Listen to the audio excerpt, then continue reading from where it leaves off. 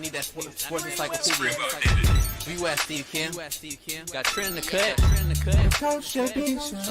What are you? He's the best. Yeah. He's a master motivator. I'm a master motivator. I ain't no regular ass motivator. I'm a fucking master. Coaches tried to make practice so hard that the game was less intrusive. Like they coached you that way. Like people think, well, they were just yelling. No, they were trying to put you under stress and put you in under duress so that when you got in the game, you could mentally handle adversity. If you go through JUCO and you make it out of JUCO, you can make it anywhere. I respect the hell out of you to see that you're doing what you're doing and still doing what you're doing for real, the way you do it, man. You said from day one you had the same enthusiasm. You keep the same enthusiasm, and it's fucking contagious. In my opinion, I think Shadour Sanders is the best deep ball in college football. I don't think he's. Can you just say something nice about Shadour Sanders?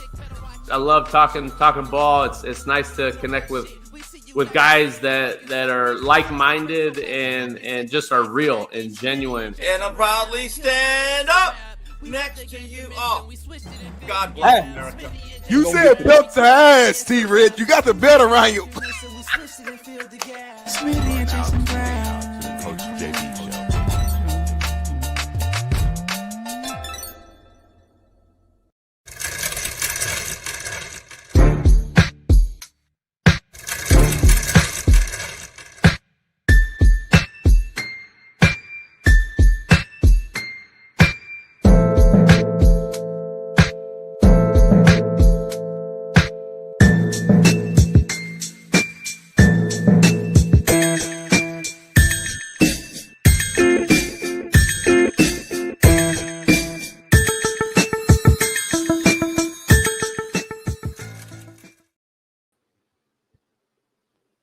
Compton in the house. It's Merciless Monday. We're taking no mercy.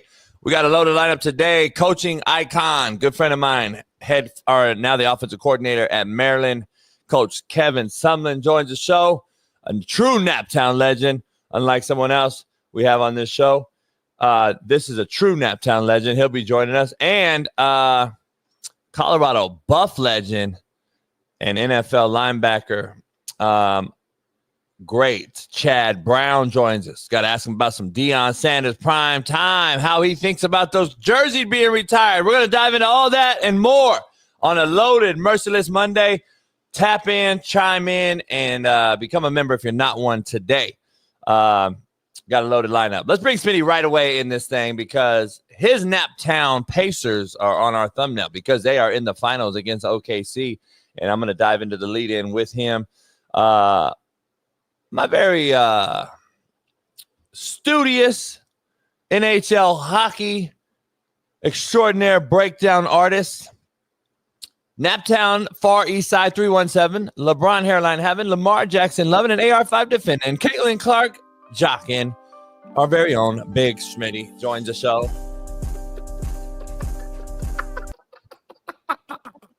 What's up, hat, homie? You got a lot of Pacer shirts, homie. Yes, sir. You know what I mean? Get all that shit done? Yes, sir. I told y'all, Pacers in 6, baby. Pacers in 6. Naptown stand up.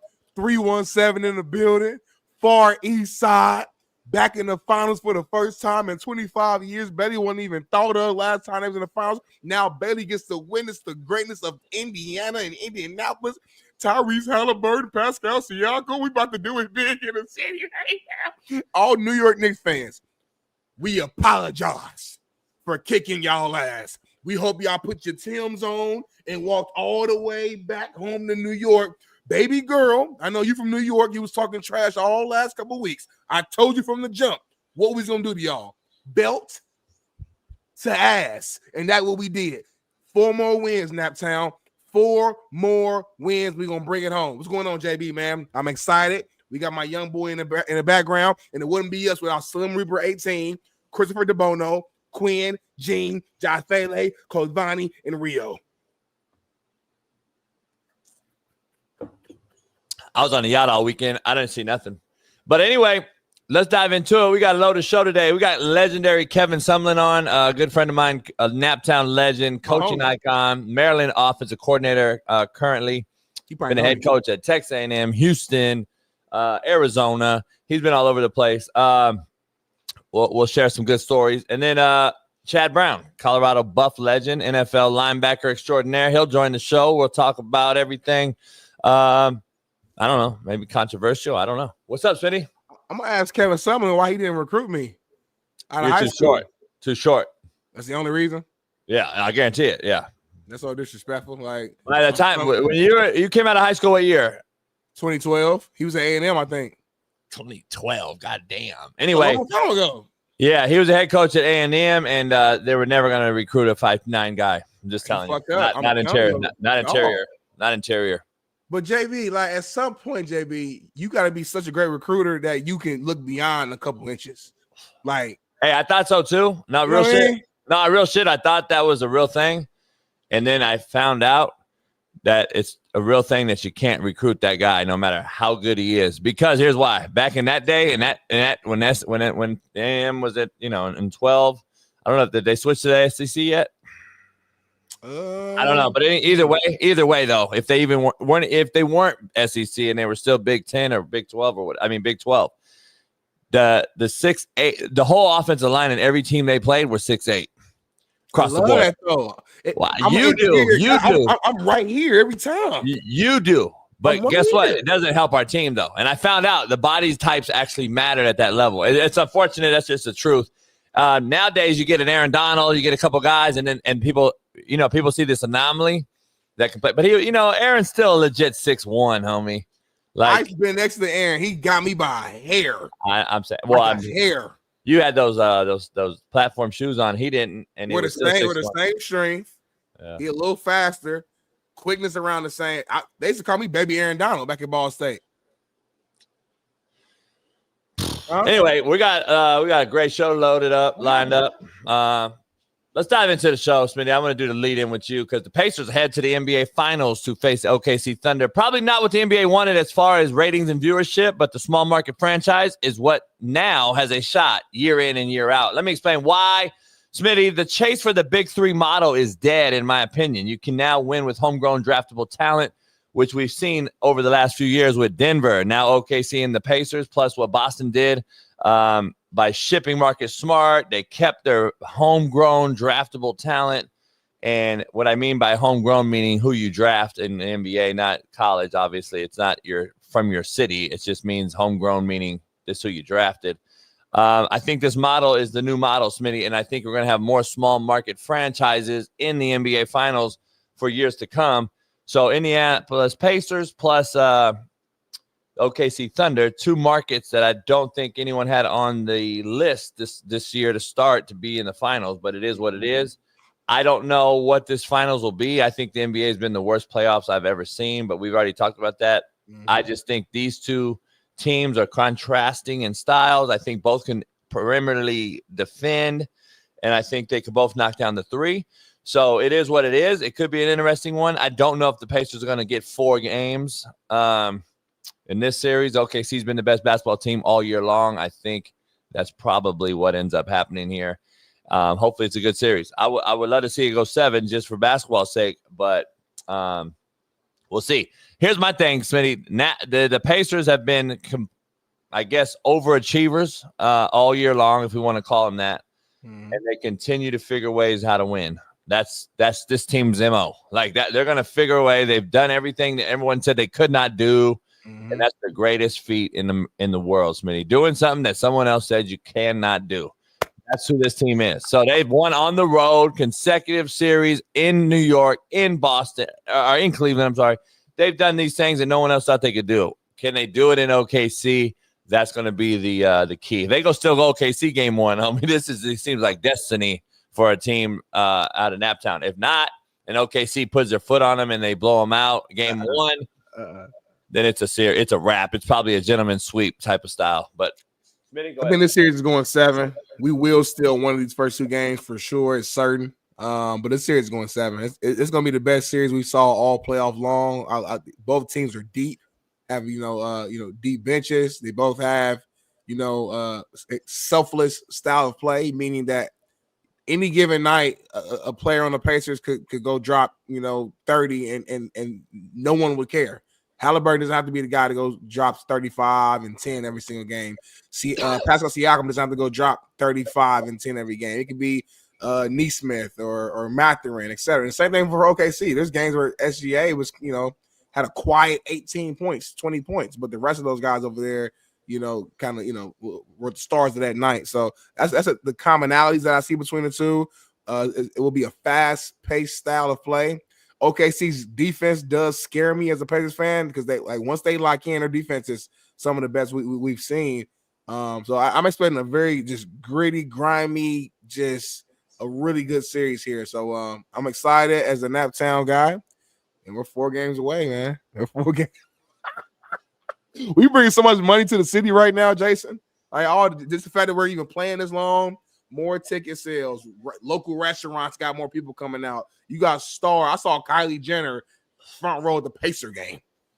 When have you seen a Kardashian at a Pacer game in Indiana? That never happens. Obviously, Ben Stiller and all the guys, came out. Spike Lee, but it's beautiful to see, man. For both markets, a bunch of nobodies. That made both markets is beautiful. That made it with their daddy's name. But anyway, let's dive into the poll question, Smitty. You're such a hater. You had anybody who got money who's successful, like Drewski. Anybody who got money and who's successful, JB just doesn't like it. He's mad and he says they're just handpicked. Like when I fully make it, I've made it, but when I make it, and like my account going crazy, JB gonna get mad at me and he gonna be like, he's a plant. He's a plant. They picked him. Whitlock picked him. Whitlock picked him. Whitlock picked him. I'm just gonna say because hey, all I'm gonna say is, hey, you're welcome from the show. So you're fucked either way. I got you both sides. You know what I mean? Right. Poll if question. I don't make it, I'm broke. If I do make it, it's because of you. Hey, I want to start with the poll question just today only, and then we'll get to a quote of the day. A little bit of change up just because of the thumbnail. I wanted to ask you something. Your Pacers beat a team called the Knicks. Can the Knicks win it all as Jalen Brunson, or with Jalen Brunson being their best player, is the question I have. Can the Knicks win it all with Jalen Brunson as their star, Smitty? That's the question. And macro this real quick because I don't think people realize like what I mean. I don't know if Jalen Brunson. I like him. I think he's like, I don't know how to classify Jalen Brunson. He's like a soldier. Like, I don't know. He's a gutty, nutty winner, big shot knockdown guy, refusal to lose type of guy. I don't know if the team can win though, basically with him as their star. I think he needs to be that Batman to Robin to Batman guy. I don't know if he's Batman, homie. I don't know if he can be Batman in this particular model because a guy like Towns no-shows games that you just can't afford to do. He's so super soft on defense. They got memes and GIFs and all kind of videos, AI videos being dropped about the guy being soft and painting his nails. The team apparently has issued like some over the weekend, issued like a couple statements how he was soft on defense. Have you seen Tibbs? Have you seen the shit he was saying? I mean, I guess Brunson and Katz and company were not very pleased with him on defense, inconsistency. I don't know if the Knicks can win. I would try to fucking shop Towns if I'm the Knicks, and I think they probably are, and try to get you a big time. I don't know. I would like to see Brunson as like the go-to wing shooter, number 2. I don't know if he's the one. I don't think you can build a team around him and make him the one. That's like my point, I guess. I think you need a bona fide, legit superstar. I don't know. That's just my take. No, I like it a lot, man. And you're right. Brunson is one of those kind of difficult superstar players to kind of categorize and rank. But at the same time, they made it to the Eastern Conference Finals and won 2 games there. You know what I'm saying? And this is the furthest the Knicks have ever been. Well, not ever, but in the last 20 plus years, they've been with him being 1A. I just think, to your point, they need a better 2, a better number 2 guy. And Cat is super talented, but he's just inconsistent, and you can't fully count on him, in the biggest moments. I think if you get a KD over there, if you could, somehow swap maybe Karl Anthony Towns and like a pick or something like that for KD, and you put KD as like the number 2 guy at this point in his career, late 30s, KD's already came out and said, in the past that he doesn't like want to lead. He just wants to hoop. Cool. Perfect situation. Go to New York with Thibs. You got a lot of guys out there who's going to play hard, play the right way.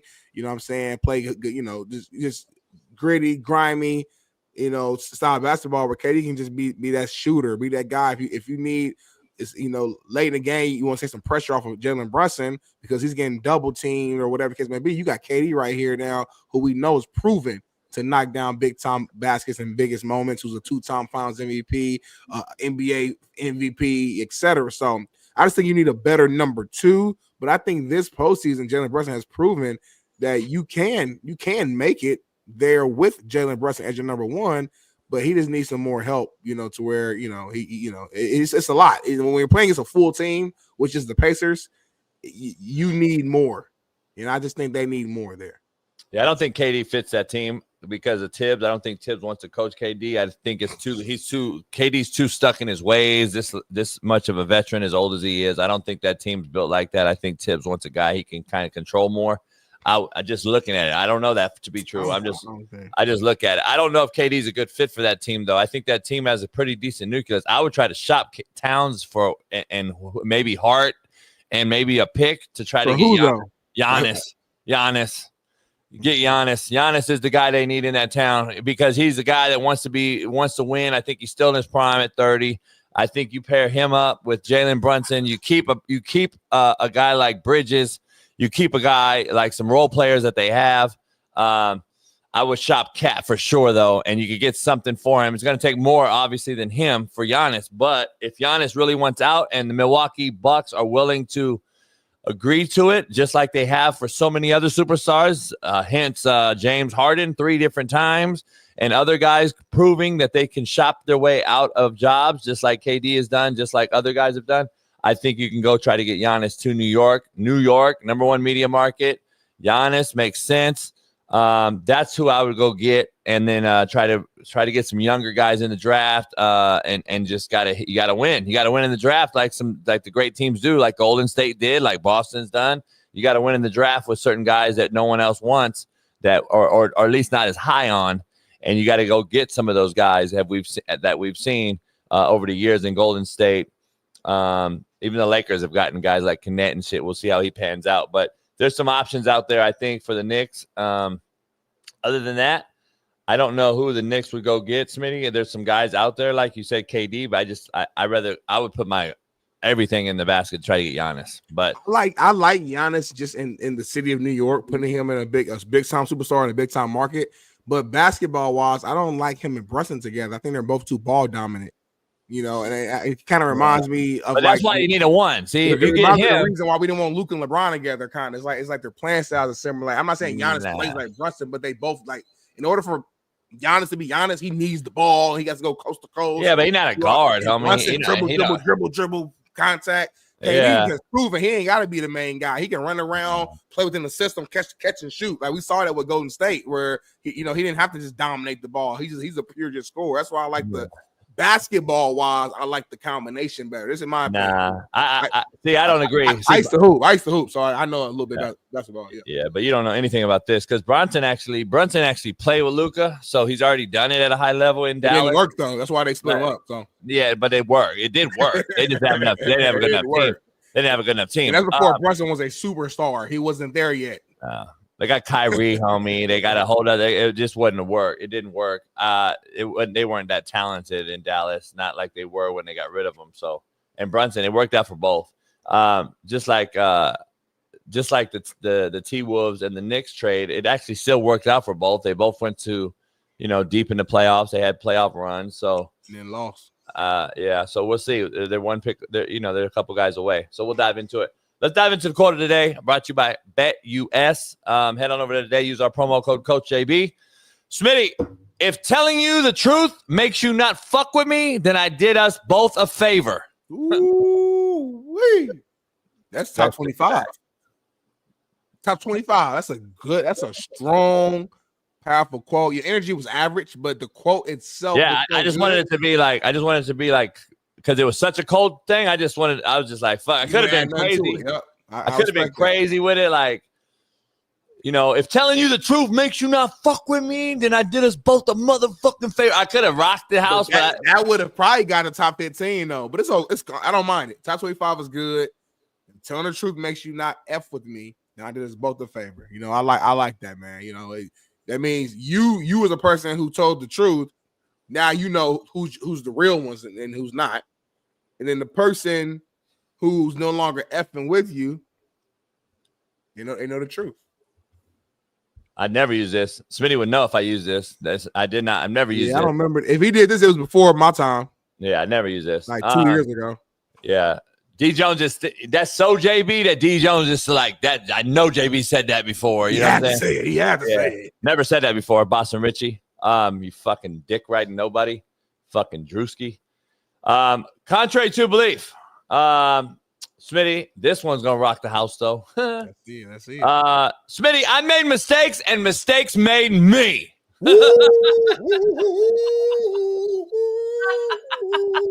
Contrary to belief. Yeah, D. Jones. That's hard, homie. You can't. I put that on a t-shirt. I put that on a fucking t-shirt. I made mistakes and mistakes made me. So what are you, homie? Yeah, you should have pulled out. That's my favorite quote of all time, though. I mean, real shit. I used to tell every fucking swinging slapdick player of mine, your daddy should have fucking pulled out. You're fucking worthless. I would have called you out, though. Like, what players to say that to, and what environments to say that in. Like if you would have been a coach at Warren Central and said that to some street cats, it would have been a huge issue. I had a teammate from the street. Smitty act like I didn't coach in Compton. Yeah, but like, listen, I've been around the block enough to know that. No, you haven't. No, you haven't. No, you haven't. I coached that Post Road or I coached that Hood. It don't mean that I said that. That don't mean every kid is a gangster. It doesn't mean every kid is a No, you haven't. You didn't coach Compton in the fucking 90s, homie. You coached in the 2000s. It was different. So all I'm saying is this, homie. If you would have coached, like, I had a teammate named Jesse. Shout out to Jesse. I ain't seen him in years. It's high school. Hope he doing well. He was 6'5". I mean, I've been on Warren Central campus. We brought him in. We brought him in. We had to wheel him in. It's like fucking Beverly Certain Hills. Stuff you say, certain players, man, would have been an issue. I'm sorry. I'm gonna tell you. Stop. You told the player your daddy should have pulled out. It's crazy. It disrespectful to the player. It disrespectful to the mama of the player, the daddy of the player, the whole unit. Everything, yeah. Like everything. It's like it is not one part of it. Like everybody included. Yeah. I can't believe you ain't got pressed and got like beat up. Never. Because they know real recognize real at the end of the day. They know to get fucked up. Smitty. Who, homie?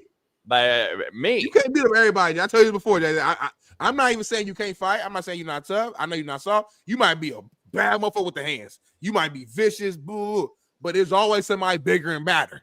That's a fact. You don't know who you are. Not a 17-year-old. So anyway, let's move on amicably. Smitty, let's dive in. We got I be getting Jason mad, chat. He be getting mad. We got a couple minutes before our main man Kevin Sumlin joins the show right out the gate. What time he coming on? Right now, 6:30. Oh, I didn't know that. Yeah. So that's why I had to move this thing. Let's hurry up and get through the whole let's get the whole rundown done. Well, we're waiting on him getting it down. Real quick. A lot going on though, Smitty. I want to just pay homage real quick to sports science's very own. Smitty, you watch this show. It's crazy. He's only 5 years older than me. Break this down. Tell everyone who it is so the audio listeners know who has suddenly passed away. Rest in peace. John Brenkus, man. He was ESPN host, but he was Emmy. I think an Emmy nominated or Emmy winner for a show he had called Sports Science. Who, anybody around my age group who grew up really like watching ESPN, you know this show. This was a show where he would bring in some of the biggest and baddest athletes and tie some scientific thing kind of to them and test it out. Right, it was speed, agility, power, like you name it. You know what I'm saying? He would come up with like a theory and test it out with the athlete. And like me, I just remember.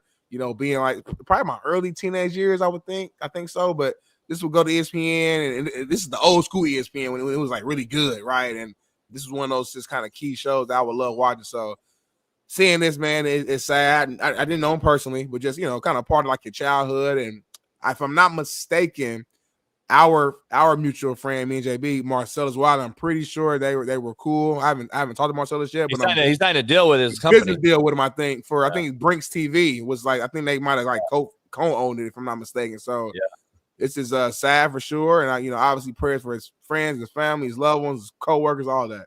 Hey, did he off himself?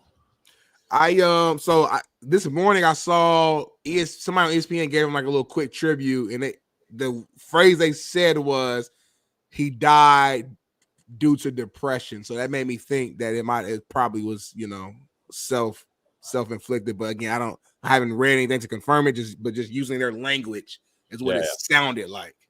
Yeah. Louis Rainey said Smitty, JB would have said it. He knows because he played for me, but yeah. He said I would have said it to all your Dwarf and Central guys. Basically, is what he said. So. I mean, Louis Rainey, shout out to you. Maybe y'all were just different, No, I don't know y'all, so I don't know what type of coaching y'all allowed or what type of disrespect y'all allowed. I just know. I'm just being honest with you. I just know the type of like my teammates, stuff like that.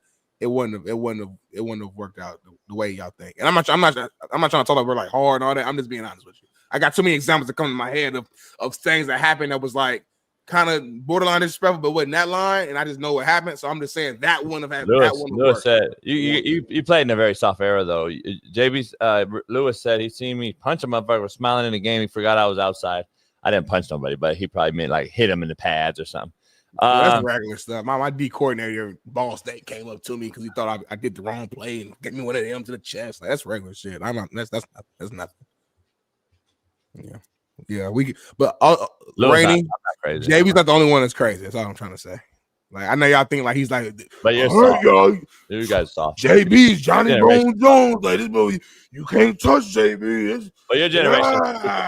I get it, but like he ain't the only person too. Like Lewis and them older than you. We put our shoes on too. We pull our pants up the same way, buckle our pants, put the belt on too. You guys would have been like, oh my god, you guys, it's soft, homie. We grew up grimy too. We grew up out the mud. You guys are soft. We were homeless. Like that's all. That shit don't move me. They move y'all. That's like regular shit to me. Unfortunately, but it's like regular shit. Nah, that's not nothing hard. JB want to give you a sob story. I was homeless. I was living in my car. That's tough for a lot of people. You talk to the wrong one. I done been evicted and moving in here and leaving out. That's normal shit, homie. Like you sounding even. It's making you sound even softer.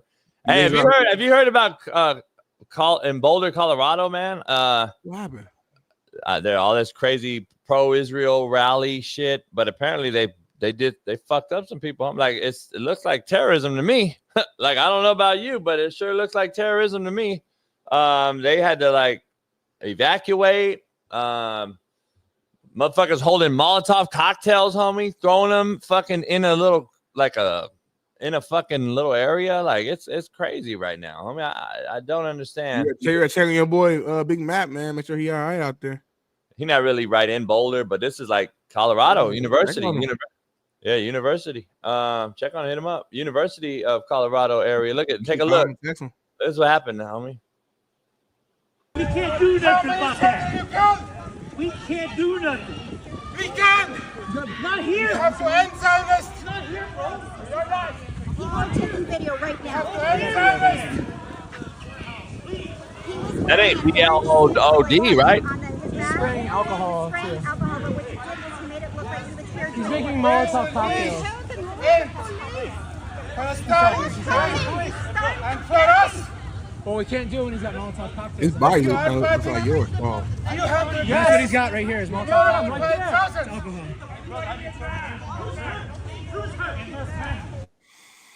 That dude. I mean, that's what we needed to start. Just taking these motherfuckers out back, homie. It's ridiculous.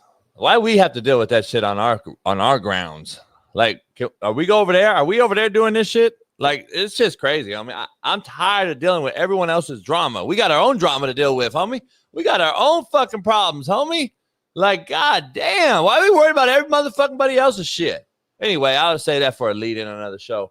Kevin Sumlin joins us in a few. But the shit is getting out of hand here, man. I don't know. It's always something. Did you see Caitlin Clark checking out old girl? I saw the video, y'all. She probably was daydreaming or fucking with her. I know what she's thought, homie.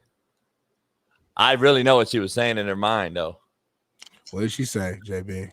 She was like, y'all seen the viewership tanking without me? It's like, you think you're really my replacement? Like, she talking shit like in her mind, like, you've seen the viewership drop 37%? Like, you know what I mean? That's what she was kind of saying. But and she's like, man, I'll look around and hit that. You know what I mean? Or whatever. You know, she looked good and she liked that. Caitlin's not gay though, so she look it.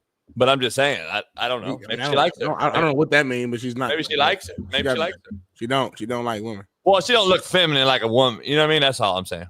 I don't know what she is. I'm not going to judge her, but she doesn't look. She's like a tomboy, but when she dresses, she skirts and she's very like much a girl. She's not like she's very much a woman. Like well, Dykes wear skirts, but that's something. That's not even a big thing. I don't know why you even said that, but I saw it though. Shout out to Kevin Clark, man, legend in my city. The Fever probably gonna win it all this year too. So you got the Pacers winning it all, Fever winning it all. Shit, who knows, man? The coach might figure out the quarterback situation with Danny Dimes or AR5. We might win it all. Who knows? See what Paris said? I agree. I agree with Paris. I agree. She said she's not bi or nothing, but she said it's impossible not to look and admire a woman. Yeah, exactly. So, yeah. I feel exactly. That's why I go back to. That's why I have a huge debate with a lot of people I talk to all the time, because like women, in my opinion, are born bi. That's just my whole opinion. This comes down to XY chromosomes. They can hold hands in the public streets and nobody ever trip. Yeah, you know what I'm saying? No, you can hold hands as women. Like, be real. No, there's different. I talked to my girl about this. There's different rules. Like women, like, don't get me wrong, men, like, we change in front of each other, like in the locker room. Yeah. Everyday life, though, women just will be in front of each other, just changing. Yeah. How does my boobs look? Holding How hands. does my ass look? Or, like, hold hands in public. Like two girlfriends can just literally hold hands, not even be gay, just hold hands and be cool. And you don't say that. It is what it is. That's how we grew up. But for clarity, in case y'all clip this, I'm not agreeing that they're all bi. I just think it's just different. Women are feminine, so like it just they're gonna do feminine shit. Like right. Like I can't. I don't know how, but they just do feminine shit. It's not doesn't mean they want each other. Yeah, you just made my point. I said they're bi. You can hold hands. I mean, guys hold hands. If me and you hold hands walking down the street, we're grown ass men. We're masculine. Okay, that's my point. We change tires and shit. Women. That's my point. By the way, man, shout out to the Valkyries, man. The newest WNBA franchise, selling out the Valkyries, homie, in the Bay Area, the Golden State, the women's team, man, the newest team in the WNBA. I didn't even know just sharing a post. They sold out, over 18,000 3 nights in a row at the Chase Center in the Bay during the same time frame that Kevin Clark's been hurt, and that people said that everybody the whole league was on tank and nobody was able to sell to you because Kevin Clark was out. So I would have shouted him out. We can move on. We ain't got to ain't nothing to argue. I don't play arguing. I'm just shouting them out. That's all I'm doing. Shouting them out. I think you were wrong though on the clip we made, because everybody's like saying you were wrong. You said the Vegas team was in the finals last year, and they're saying no, they weren't. It was the Lynx and somebody else. No, the New York won last year, but they didn't play Vegas. The Liberty won last year. Yeah, I probably was talking too fast. Yeah, but that's why they're pointing out that no, it wasn't. The ratings were down. So everything you said was that's the ratings part is not. I'm 100% right on that. And here's another thing. You know why Vegas sold out? No, why you saying they? Like so now you want to listen to the chat now? No, I'm not talking about the chat. I'm talking about what social media, people in the comments, whatever. It's all the same to me. The same folks. I'm just pointing out like the demographic that makes the Drewskis of the world with 9 million followers, that demographic following, that's what I'm pointing you out, homie. That's what I'm trying to prove to you. So Vegas actually gives tickets out to from the casinos to sell out those arenas because they know nobody goes. So they give out certain comps and shit, just so we're clear. So that's why Vegas is shit's high. Why did the Golden State Valkyries? Why did they sell out? Probably because like they fucking staff probably promoted it or something for them. Was Caitlin Clark there lately? No. bet you Caitlin was there. You can laugh, but that shows that you're wrong again. I bet you Caitlin was there. Was Caitlin there lately? Said you're wrong again, homie. I bet you Caitlin was there. You know what? Like Drew's gonna be like your new thing. I think now. Like, every show you're gonna bring his name up now at some point. I mean, he got more followers than NBA, NFL, Major League Baseball players. I mean, it kind of proved my point. I mean, he's a nobody with 9 million followers. I mean, he has more followers than most NBA, most real people that actually grinded and did it. So yeah, it proves my point. Like, he's a nobody that with 9 million followers. That tells me that his 15 to 30-year-old demographic following is a bunch of weirdo fucks that makes these guys who they are. That's so what. Who are the people that follow you? Are they weirdos? Yeah. So yeah. Again, proving my point. Yeah. I ain't got the energy to argue. You can't fight it because I'm proving you. I'm proving to you the actual fact. I don't know what your point is. It's hard to prove something. I don't know what it is. To this day, all weekend I've been trying to think. I still don't know what the fuck you talking about. And I don't get what you're saying either. That's the problem. That's why I kind of just gave up. That's why we was chat. We were arguing in a little DM the other day, and I just said, "I hear you," because at that point, like, all right, like, he's saying a lot of stuff that. And I told you before you said it that you're gonna say, "I hear you," and then I'm like, "You're not gonna hear me," and then in 20 years you're gonna really hear me and say, "Damn, I should have listened." I'm not, homie. I just hate that he's comparing. And they just showed the video. He's comparing, like, he's putting everybody in the same bubble. Like, anybody on social media who has a lot of followers, they're all in the same bubble. So he's taking this cat right here, who I don't know. I really don't know what he's doing. And he's putting him in the exact same bubble as a guy like a DC Young Fly, a Desi Banks who does stand up. I still don't know who that is. I still don't know who the Young Fly is. Who goes on comedy tours and does like full blown like skits and put him in the same exact category as this guy, or same exact category as Hawk Tua, who she literally is not a content creator. She got popular from literally one interview. Same shit. That's it. She got interviewed. She wasn't even an interviewee. She wasn't the host who was bringing the energy. She just was on the streets. They walked past her. She said something funny. She got popular for a couple months. And they're the exact same category for JB as real creators who for years was building their following over the years, but he didn't know who they were. So in his head, they just came out of nowhere. And they were planted by Diddy in the big names, and they got dropped in out of nowhere like an alien. It makes no sense. That little guy right there, I don't know who he is, but he has 1 million something followers, and he just does like stupid shit about his clothes or something, like stupid shit that doesn't even like. He's kind of like almost Downsy, I think. I'm not sure, Smitty, if he is Downsy or not. Why you even say it then? Why you even say it if you're not sure? Hold on, Smitty. What is damn near almost Downsy? Not Downsy, motherfucker. That's exactly what it is. If I'm damn near almost, I'm not that then. So why are we even saying that? Can we hear him talk? Can we hear him talk? Yeah. Good waxing army. Look at the drill. Look at the drip today, bro. I got the military blues on. I think that's what they're called. With the camo pants, apothecary on the shirt, and childish on the brim. You can't mess with me, dude. For real. You can't mess with this. On God, like a lot of people hit me up being like, where you been? Where you been, Unc? What you doing? I'm out of here. I'm out the way. You ain't never gonna find me. I'll be up here in the Himalayan mountains, like studying with the monks, learning how to get my equilibrium straight. You know what I'm saying? I'll be up there, crisscross applesauce in that bit. Hey, yeah. It's kind of funny.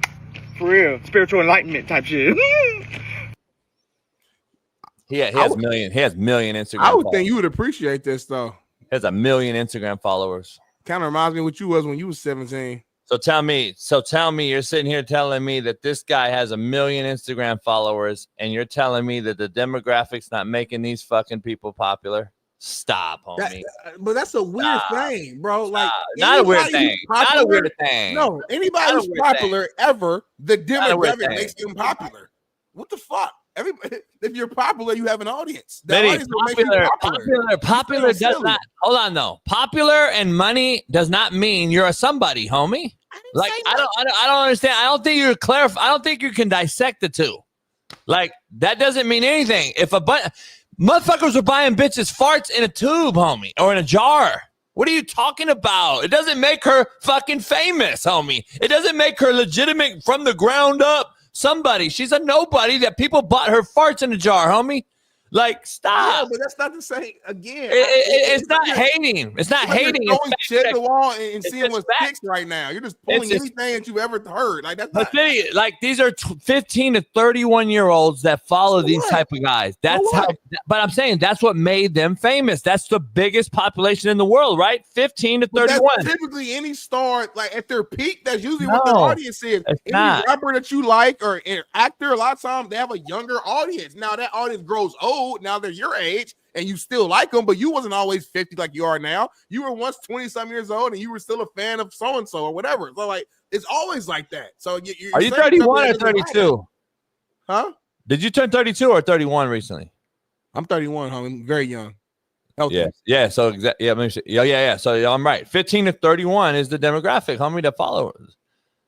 I didn't know if you're 32. I was gonna make 32, but yeah, it's 15 to 31 is the demographic, homie. So I just don't know what your overall thing is. Like I just don't know. I don't know what you're trying to say. What do you want to like? It's like you're just discrediting people because they're utilizing social media to become famous and to grow a brand and to make money, and you're degrading them because of that. It's like we'll never be on the same page for that. Yeah. We'll never be on the same page for that, homie. That's really cool. It comes down to, and I give you, in your head, you had to have an established career in the real world before you go to social media. So that now it counts. And people are wrong when they say it had to be NFL, NBA, professional. I did not say that. I didn't say it had to be a professional sport. I said it had to be a profession that I know you actually did grinded within. That was my whole point. But we could talk about it every day. We're not going to talk about it on the whole show, but we're going to talk about the next thing, Smitty, which is going to be, right up your wheelhouse. It's Gay Pride Month, so congratulations. I wanted to wish you a happy Gay Pride Month. I don't no disrespect to them at all, but that had nothing to do with me. I don't know why you telling me congratulations. Oh, rewind this. Let me rewind this. I'm trying to figure out what is this. Football is gay. Football That's not something you would say. Football is lesbian. Football is transgender. You've actually said that before on the show. What is this? Come on, NFL. Fuck, homie. I thought we were over with this. God damn. I thought this shit was over, homie. LGBTQ plus youth with at least one. What did it say? Go back. With at least one. Oh, my God. This is their promo, homie. Oh, this is very old, by the way. This game heads up. This ain't something new. This is very old. So when you say it was over, this is old. Well, you know what's not old? The Chargers, the Bills, and a bunch of other teams posting this on their websites. Okay, this was not old, by the way. This is 1 day old. So now what? And what's your answer to this now? I'm just letting you know that was old. I'm not like I'm telling you though, it's not old because it's still going. Informing you that particular ad was old. That's all I'm saying. That particular ad is why they do this though. Argument, homie. See, that's what macro does. That particular ad is why the NFL is doing this now, today, as of yesterday. Mm-hmm. So this is the Chargers, the Bills, the fucking your Colts. Yeah. What other teams have done the Rams. It's unbelievable what a joke. I haven't seen the Rams do it. They did. But it's unbelievable. The gender unicorn from Trans Student Educational Resource, TSER. Gender pronouns, TSER. The Coming Out Handbook. The Trevor Project. 2024 National Survey on the Mental Health of LGBTQ. Oh, fuck, homie. You make like a bigger deal out of it than what it really is. Because like it's really having no impact on the game. Smitty, you had a real strong take earlier. It's like if you understand business, and we can disagree on that side of it, which is fine, but they're just trying to extend their market. They're trying to make it all inclusive to where the mom can watch. If you're gay, you can watch. If you're young, you can watch. It's all a money play. How can we grow this game in every market? That's why you keep seeing games going out the country and back to back weeks in different places. And then if you look at the grand scheme of everything, they're just trying to connect to everybody. It's all a money play. That's all it is. And again, I'm not saying it's right. I'm saying, but you're making this pride stuff like it's not really doing anything to the league. Like it's not like the game ain't changed so much. It's not like there's 1,000 gay players that's all playing right now, an all gay team. Like it just the advertisements of it just hurts you so deeply. But in reality, when you just take your emotions out of it and look at the game, it ain't nothing really changing. It's still football. It ain't. Well, that's not. It has it's changed. Still majority straight players like it's always been, and that's it. We don't know that, but it has changed. We've never known that. Even when you play, we didn't know that. Has the game gotten softer or not? Yes or no? Excuse me? Has the game gotten softer? Yes or no? By rules, yes. By rules. Okay. Are there a lot more women coaching football in the NFL now than ever before? Yes or no? Ever before, yes. Okay. So 2 for 2. Is there a lot of women coaching? No. But ever before, yes. It has changed, homie. It has changed the game. It hasn't changed. 2 months ago, you had a very strong take on this show. An NFL player said he wanted to host an LGBTQ camp, and you were totally against it. Yeah, so camp, yeah. Okay, camp. So what do you think? What do you think promotes that, homie? I'll let you finish. What do you think promotes that guy to do that? Because his corporation, the NFL, does this. What do you mean? What do you mean it doesn't? That's macro thinking, homie. You just had nothing to do with him back. You said it has no effect. He did that because he has a gay brother. You said it has no effect. Bullied and his whole entire life. So don't matter. His love of his brother. But you said NFL doing. But you said it has no effect. I have direct ties and connect. I know it's the story. So. You said it has no effect, though. I'm telling you, it does have effect. Because that player did not do this because the NFL is promoting. Who looks up to the NFL? I don't know. Is it not kids? Don't we look up to stars and NFL, everything NFL stands for? We look up to stars, yeah. Our youth is directly being affected by this. I don't know why you don't see that. The players are like, I don't see why you don't see that. I like Dwight Freeney. I'm not looking at all this shit. But you aren't, Smitty. That doesn't mean the kids, who are the most influential group of people on earth, are.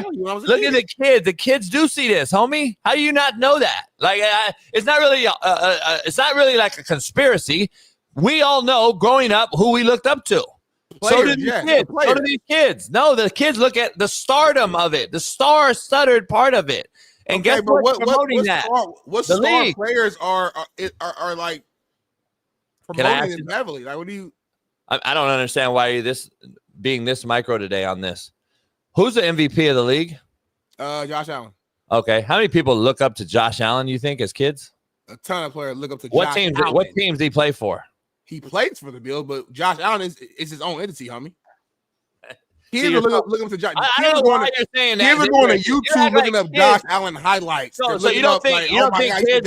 They're not going to go look. They're not going to Buffalo Bills community page showing me to look up this. You don't think they see this on their Bills? You don't see when they look up. You don't see this associated with it.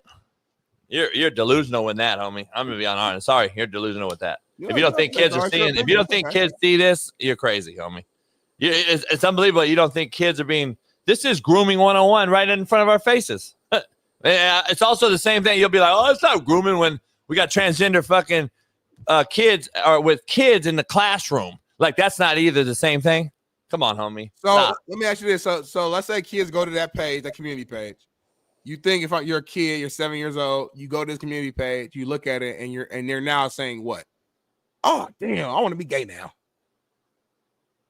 I'm gonna ask you. No. I'm trying to get clarity. No, you know what they say? The Bills are celebrating pride. You know what? No. Fuck it, I'm gay now. I'm that had nothing to do with that. Now. No, I don't know why. That's what I'm trying to tell you. Like, that's not happening. It's not. That's not what happens. I mean, go ahead, Smitty. I don't know why you're this micro with this. You gotta stop being ignorant with this though. Real shit. You know why? Why? So when they see, to your question, they go on there. You know what they say? Oh, it's okay to do this. It's okay to be this. I didn't say they said I'm gay automatically. I said it's okay to be this. It's okay to do this, homie. It's pandering, grooming 101. What are you talking about, homie? It's in your face. You act like people don't see it. Subliminal messages are the biggest messages there are on planet Earth, homie. Are you gay, JB? No. And you see this all the time? I'm a grown man, homie. I'm not a kid. Okay, I got siblings, and I got. Are you really comparing me? You're comparing me looking at you. I'm asking you. But that's a stupid question. That's the question. No question is stupid. That's not subliminal message to kids right here. That's not subliminal. It's not subliminal. It's straightforward in your face. They're telling you that they welcome all people, but that don't mean you have to be that. They're You saying, like, and I. You see what I'm saying? Like, it means like welcome that. It doesn't mean be that. It just means like welcome that. Smitty, you and I already have gone through our maturation process, homie. Youth, the kids haven't. This is normalized. They are normalizing this for our youth, homie. Why is that so hard to grasp? Now, what I'm telling you is I've seen examples of what you're saying to be true in movies and films and commercials and certain It's things. everywhere. Where they're everywhere. I'm saying this particular thing, this community page, this specific thing, in my opinion, isn't pushing you to try to be this. They just have a landing page that's saying that we accept it if you are. If you're a football fan who happens to be gay, don't feel like you can't be a fan of this. Why are you? Now, there's been movies where every time I turn the fucking TV show on, they gotta have a scene. Exactly. To me, that fit what you're saying fits those examples. That's what this is. It doesn't fit the same world. Smitty, that's what this is, homie. Why is there a full-on gay pride month, and why is there 200+ gay pride days in our year? But black folks have February, shortest month. They get a month. Well, we know that, but that's another conversation. Okay, they get a month. Gay pride has 200+ days. You gotta ask somebody who made the days, but 200+ days. I mean, why is there not more Veterans Days or more Armed Soldier Days or Wounded Warrior Days? Or how about kids with no father days? Or how about fathers who've been fucked by the mothers in court days? How about fathers who get fucking held back from seeing their kid days? How about those days? Instead, we want to push Pride Day on every fucking buddy, every single day, and you act like it's not the norm. This is what they want our youth to do. Why is there more gays now being raised into their teenage years than ever before? It's called grooming by subliminal messages, homie. This right here is a normalization now. They're normalizing this for our youth. Our youth sees this and thinks, oh, the NFL's okay to play as a gay. Now, guess what that does to the league? It waters it down, makes it soft. Look what's happening right now in front of our very eyes. We have to cater the quarterback to the ground. We can't hit his ass no more. We took kickoff off. Come on, homie. There's women coaching now more than ever before. There's women playing Division I football. We got a Vanderbilt girl kicking the football, and everybody made that a huge deal. I get it. It doesn't matter at the bottom. But you keep saying she kicked the ball. It's okay. That's a you had like motherfucker out there playing the technique. Why do you always go to that same excuse for you? Your excuse is like if it didn't happen. Find the craziest outlier. Because Smitty, let me ask you something. I go recruit Nashville. And there's a dude worthy of a scholarship to kick, and we let this girl kick instead because of a DEI moment. And this kid loses a scholarship possibility or opportunity to kick a legitimate kicker. He wasn't good enough. We lose that spot. So you're telling me there wasn't a dude on Vanderbilt's team better than that girl to kick? If you lost a scholarship, if you a legit kicker, you got to stop with this. If you're a legit kicker, no, you're reaching right now, homie. Because I know how this recruiting shit works. That ain't reaching at all. I played football too, and I got recruited. Girl beat you out. If the kicker's good enough, he's gonna get fucking picked up somewhere. Homie. The girl didn't take the last scholarship of all college football, homie. Stop reaching. You can do this shit to the chat. You can't do it to me, homie.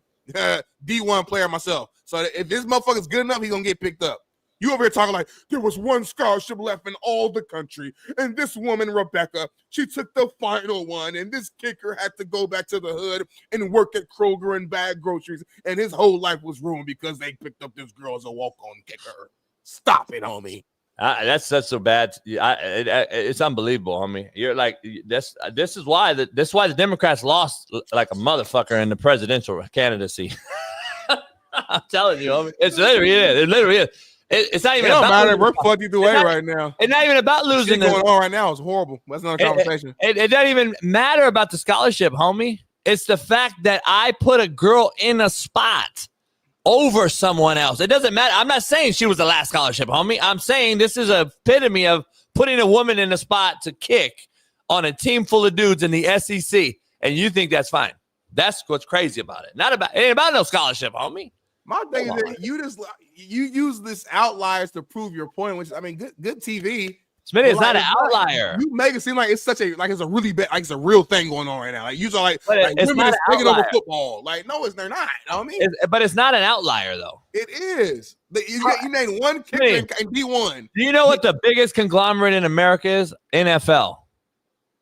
How is that an outlier? They're the biggest. No, I'm saying the woman playing football thing. Like you picked one kicker in SEC in D1, and that proved your point, I guess. It goes back to full round circle. That's what we're talking about. This is the subliminal messages that we're seeing at the NFL level. You don't think there's going to be girls kicking in the college football? Come on, homie. Let's see it. I mean, we can assume, but let's see it, homie. We have seen it. What do you mean? Let's see it at the Division I. Let's see how deep. Let's see how deep this shit goes. Smitty, we already seen it. What do you mean? You're naming 0.000000001% of like. Come on, homie. Like you named one. You can't give me no more kickers.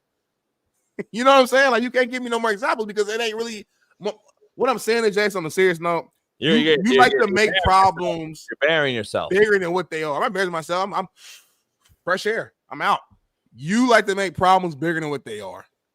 And I forward think, homie. I already see it coming down the pipe due to my experience on this earth.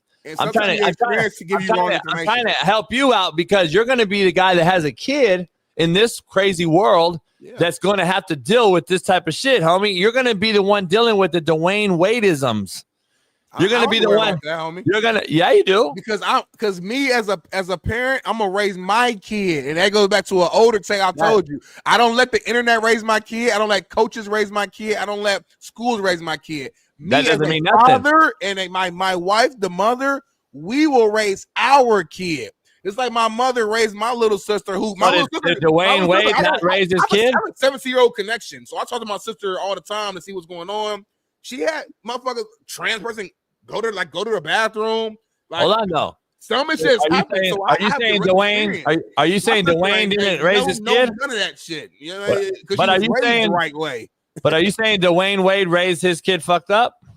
I'm saying maybe he wasn't active in his house.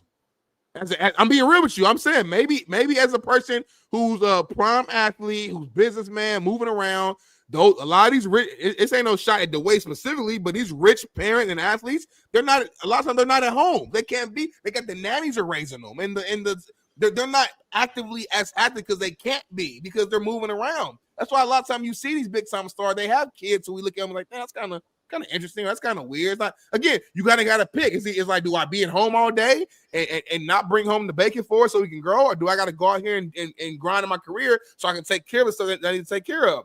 There's sacrifice either way. So that's all I'm saying. Like I think that's with anything.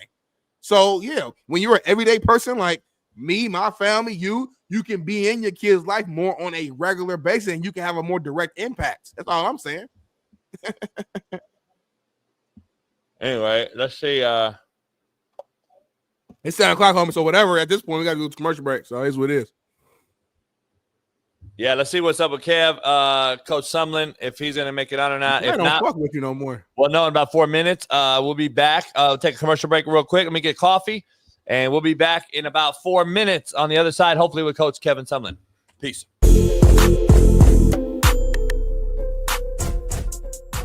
Hey, well, fuck it. I'll go home tonight. I'll drink my yak and smoke my stick, and I'll get it back cracking.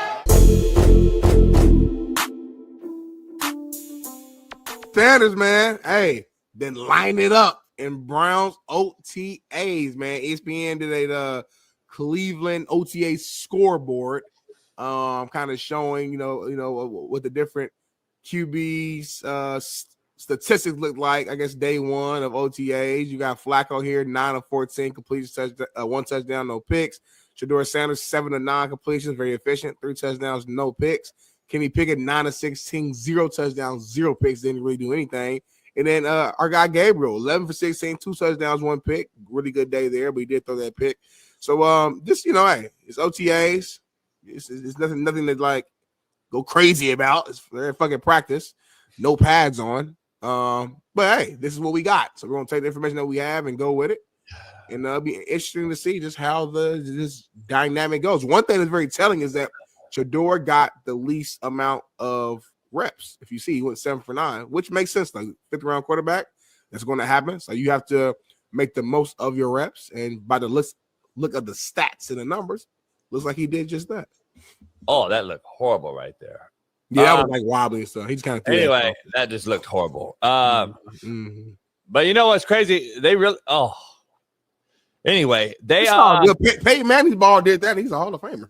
Yeah, this ain't Peyton Manning. No, I'm just saying. Anyway, stop mentioning those guys, man.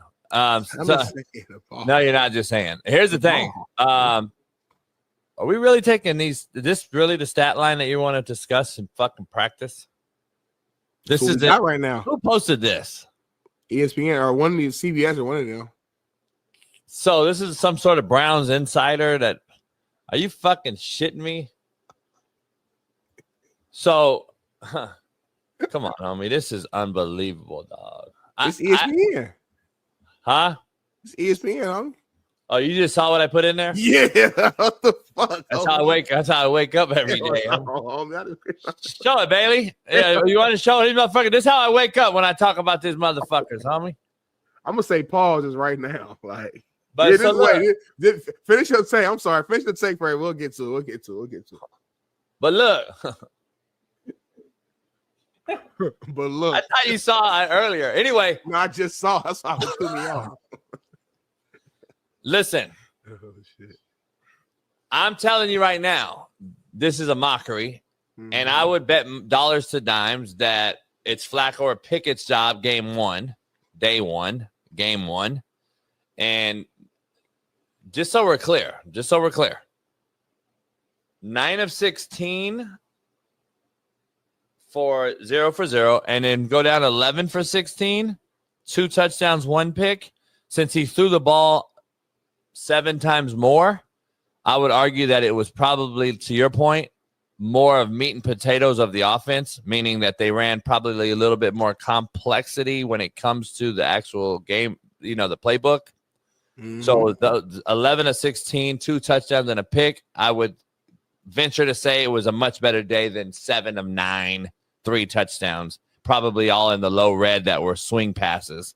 So I don't look at these stats. It's fucking a joke. It's a mockery. Practice? Anyway. I mean, that's when you figure out who's going to start, though. So, I mean, practice does matter. I mean, that's where I earned my reps. That's where in high school, when I was a third string guy, I had to work my way up to become, a starter my freshman year for the freshman team. It started at practice. When I was on JV, and then with college, I had to work my practice. I think we know that practice matters. What I'm saying is, I've never seen fucking a stat line come out and actually cats talking about this is the guy. It's a joke, homie. Nobody say he the guy. We just showing you the stats. I get it. I'm just saying it's a joke to how we actually do this shit.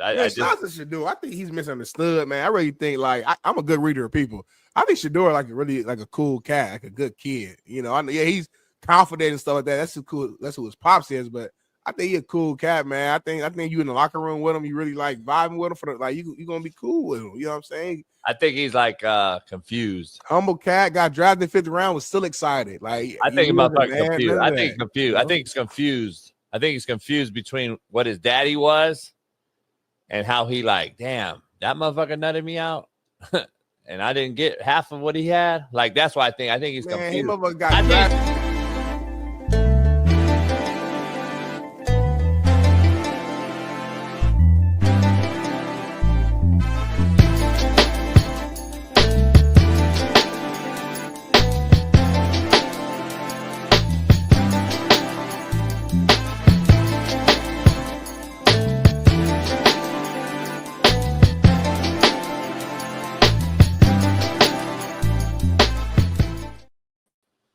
Yeah, we're in the building, man. It is a Merciless Monday. Pound that like. We're seeing about Coach Sumlin right now. He was in a meeting, so we'll see what's up if he's going to join us or not. Chad Brown will join us here in a little bit. But where's Smitty at? Smitty, I got some fire that came in. What you got, homie? The koozies, homie. Ooh, I like them. Ooh, the white and gold is crazy. That's my speed. This is for the skinny cans. If the girls' cans, what are those, seltzers and shit? Yeah. This the skinnier one for the 12-ounce skinny. Yeah. And Ruben drinks those ultras, those piss beers. So they fit in this. This for the bigger one. Both sides. That's fire. I white and gold clean. But look at this shit right here, homie. Ooh, what's how it look on the mug? No, it's just a mug. Oh, it's built. Yeah, you can put this over that. But yeah, this is a mug, homie. It's got the grainy feel. Motherfucker, fire with the top. Drink. You can buy that right now on the Coach JB store? Yes, sir. And look at this shit right here, homie. It got the raised font. You going? It's like 3D almost. Like you can feel it. It's raised. That shit hard, homie. I got the pink one for the ladies, the white, and the black for Smitty and I. So I got the white one for me and the black one for Smitty, and then the pink for the ladies. Damn. So that's hard, homie. Yeah, this is the tumbler or whatever they call them. Bam. They love the tumblers too, especially the ladies. They love the tumblers. Yeah. And then they do, because Lucy bought a pink one, and I got coffee mugs coming too with the actual handle. So I got the coffee mugs and these. Damn. Fire. Did she buy one? This all the Slapdick. This is the Slapdick Yacht Club brand line. This for your yacht. It's summertime, so this is for your boating, Havasu, ocean, whatever. You got to get your koozies. CoachJBStore.com. Go check it out. We got it cracking. Short, fast, skinny, tall. We do it all. Smitty, since the Pacers are in the finals, pay homage to Naptown. Go ahead, Bailey.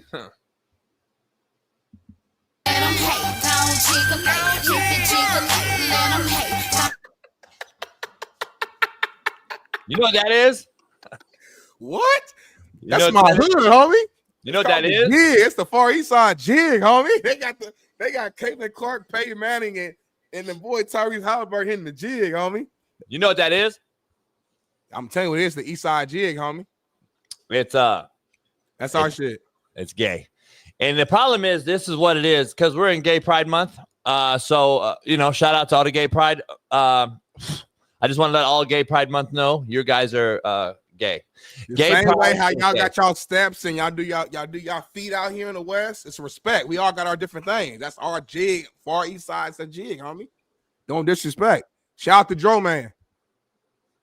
Gay Pride Month is gay. So I just want to make sure we're clear, because that's what it is. That's what they like. They like that. So just throwing that out there. So it is what it is. Did you see the avatar switched again? The what? Nothing. What's Avatar? Nothing. You missed it. It's too late now. Hey, homie, I got a question. It's surfaced around social media. Don't know if it's fake or not.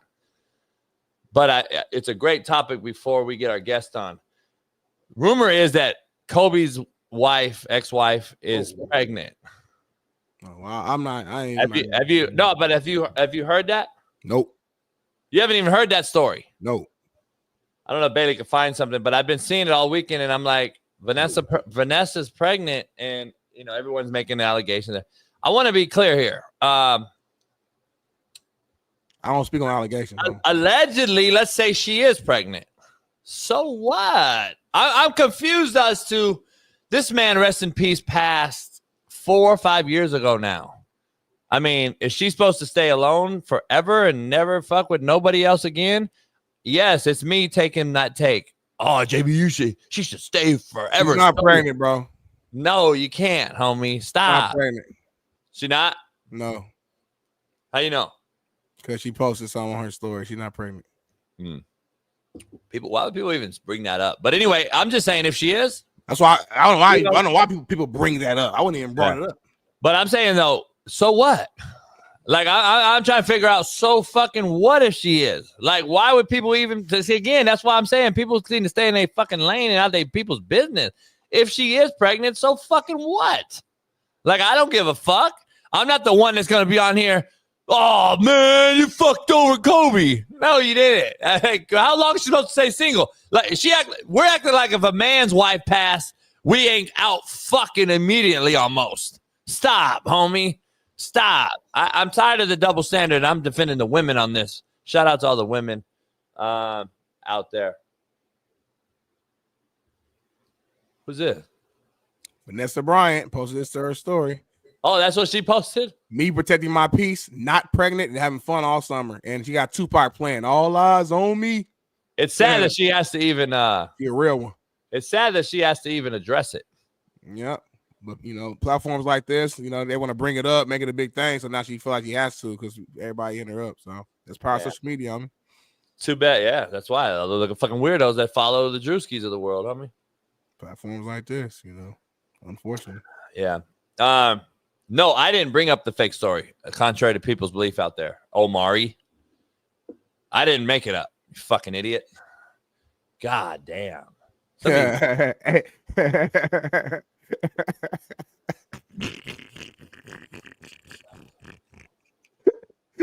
And then he said you need double down.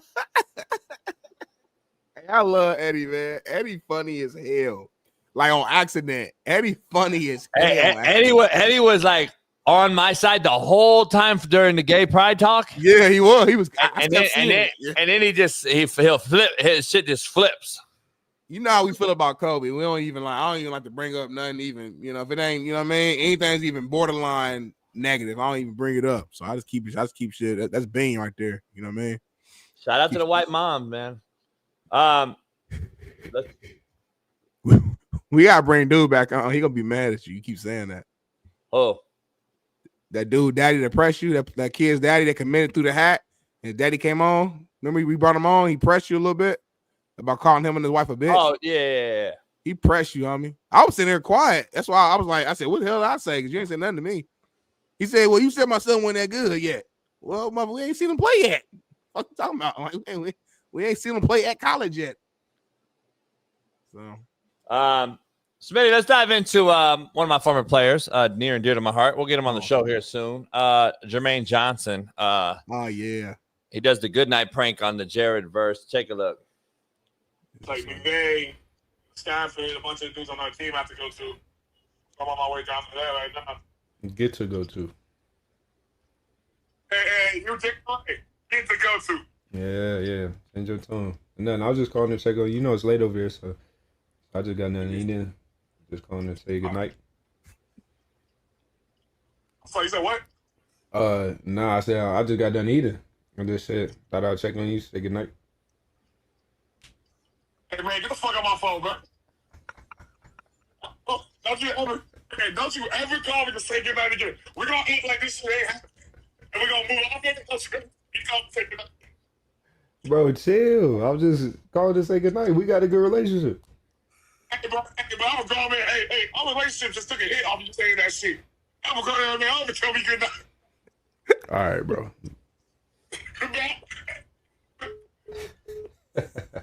All right. That's a funny prank, man. This is hilarious to me. I've been seeing a lot of guys. I don't even know. Can you give me? I don't know what's going on. Tell me what's going on. It's a trend going on the last couple of weeks where like men will call like they homies, they best friends, whatever. Like at 9 o'clock at night, 10 o'clock. I should did it to you. But it's a prank where they call their homies and they just like, I'll just call and say goodnight. Fuck. Like literally just like I would call you up, catch you off guard. Men, we don't call other men to just say goodnight on me. What type of that's some weird shit. So that's what they're doing. They're getting the reaction of they person. You know what I mean? They homie. You all right?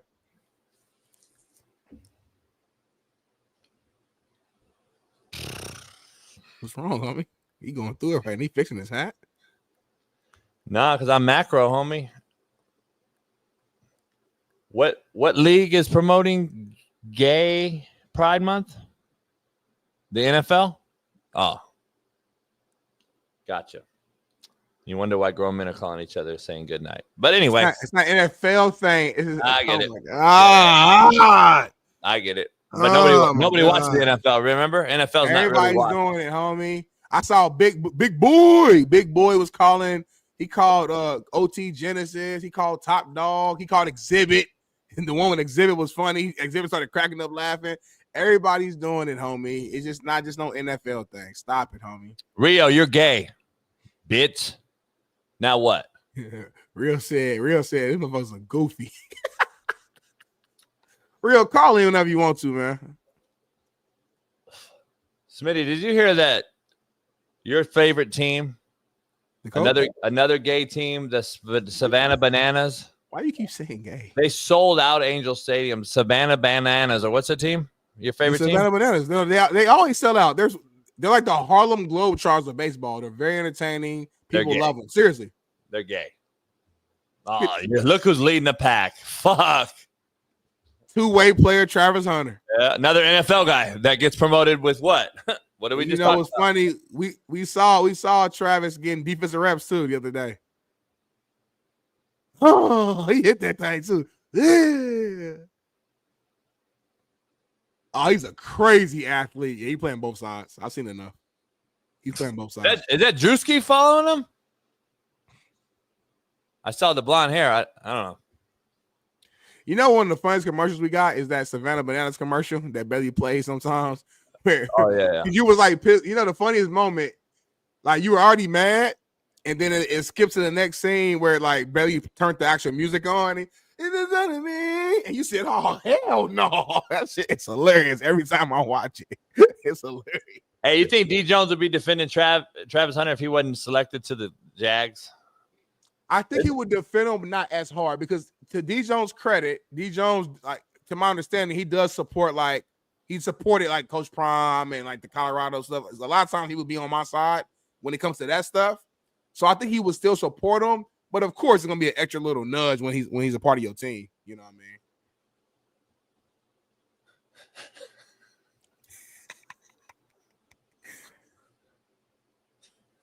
Why, Eddie? Why, Eddie? Because did you see the subliminal message? Hey, Eddie's just like funny, bro. Like, all over the NFL. All over the NFL. We didn't got to create like a segment with Eddie. Like, I don't know, like 5-minute quick segment. Eddie call in and say some shit, like and call out. Call shit Ed and Eddie. Smitty, let's dive into the next topic because there's an International Federation American football player that plays at the University of Colorado. Colorado offensive lineman Yahweh Atita. He was checking in from Egypt before the International Federation of American Football and the NFL head to Cairo, Egypt for the AF African Flag Football Championships on June 20th and 21st. Man, check this out. This is dope. Egypt flag team, I'm sending all my support your way for the Africa Flag Tournament. Get out there and dominate. Play with heart. Show your strengths. Let's make history. Let's bring it home. I'm behind you with every step. Yeah. Let's attack it and dominate. I said dominate it. Watch that shit. Athletic, homie, for a big 6'6", 330-pound guy, old lineman. League. This is hard though, homie. He's supporting his community. They're bringing football out to where his hometown. Oh fuck! What's this? What? So excited to have flag football in the NFL coming to my home country. Yeah. Oh fuck! What you upset about, homie? Got a new player that I'm gonna be talking about this year at Colorado. It's another opportunity to just, bring something positive to a community, grow the sport of flag football, which could indirectly, directly, whatever, end up becoming more of a fan of the game of football. It's okay, homie. It's all right. It's okay to have more fans of a sport. I'm sorry. He looked like Andre the Giant. And he does. That's actually a good comp. A lot of people in the chat don't even know what you're talking about, but I do. Cisco, I miss Smear the Queer, homie. Fucking unbelievable fucking game. Oh my god, I miss Smear the Queer. We need to bring Smear the Queer back as a real game. Put that in the Olympics. You didn't even play. That was after you. Like Smitty, after me. What are you you're talking too about? old for that game. Like I grew up playing that. We invented it. Oh, all right. What are you talking about? We used to play in the street, homie. I've seen a cat get his temple hit on the fucking curb, and I can't. Yeah. And what else? And keep going. What else happened? I can't say I don't get banned. It's too late now. Like, what happened? Did he? Is he unalived or what? Yeah. Oh damn. Yeah. Not good. We just play in the street, homie. Indianapolis didn't do that. Yes, we did play football on the street. That's what I'm saying. You be saying stuff that you think is like so hard. That's like regular shit. Like I don't brag about a lot of stories. It was just regular.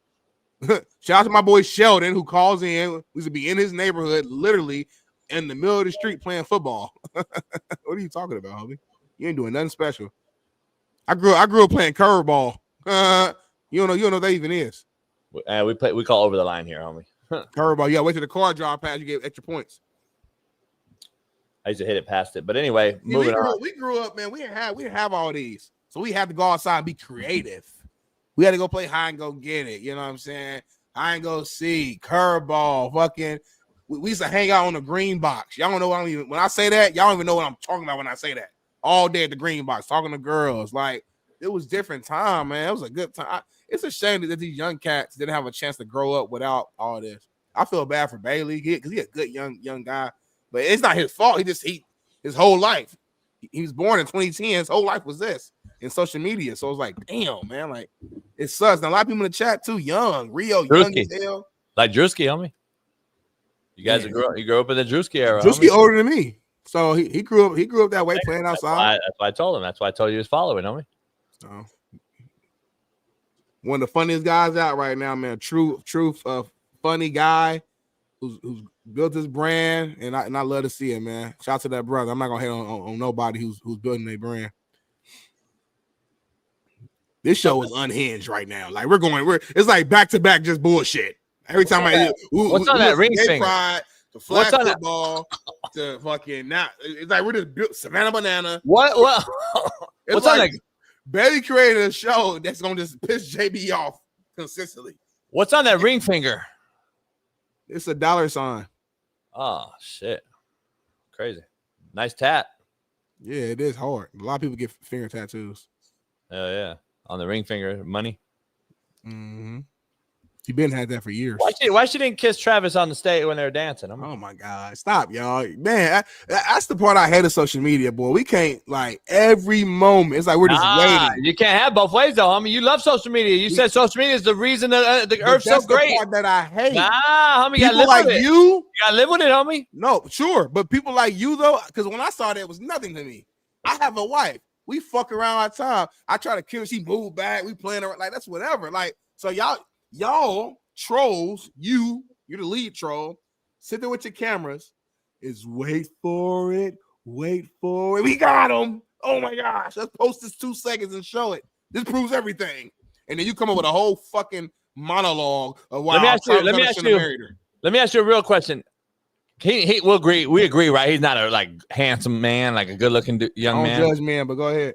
We don't have to judge men. We could say that the man, like you could say a man is either a good looking dude, you're recruiting a cat, like, hey man, good looking dude, I'm surprised he, don't have this and that, or I'm surprised he had to go like take the cat when we get these allegations. We've had those conversations. Right.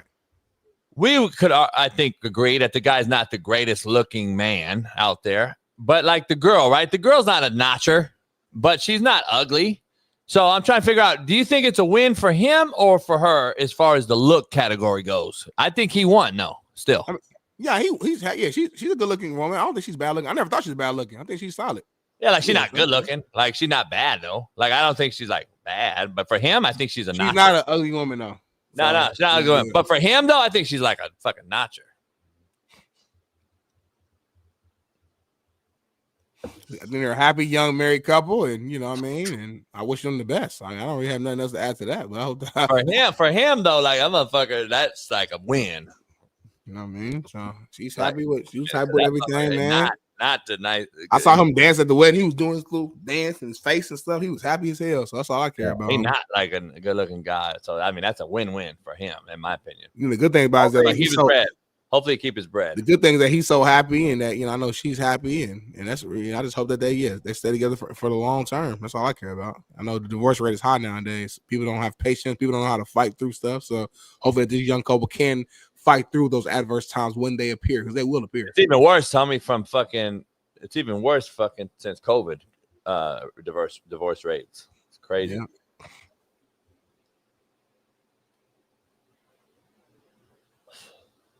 Read the chat real quick.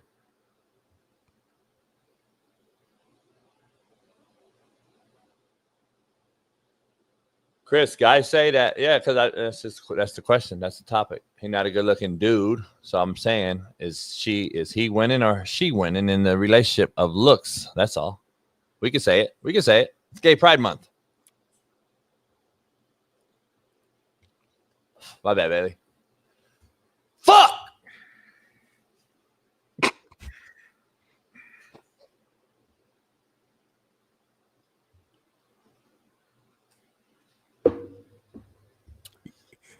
You know what they say? So there's a saying that, and I'm not saying this is you. I'm just giving you information. In the past, you've made comments about us using pause on here, and you was like, me and my homies, we don't even say pause because like we're not even thinking about that, right? Like, and you said you kind of insinuated those who use pause all the time, you feel like they might be the people that's like, why is that same energy not applied in this situation when every single time you see some pride stuff, you lose your mind?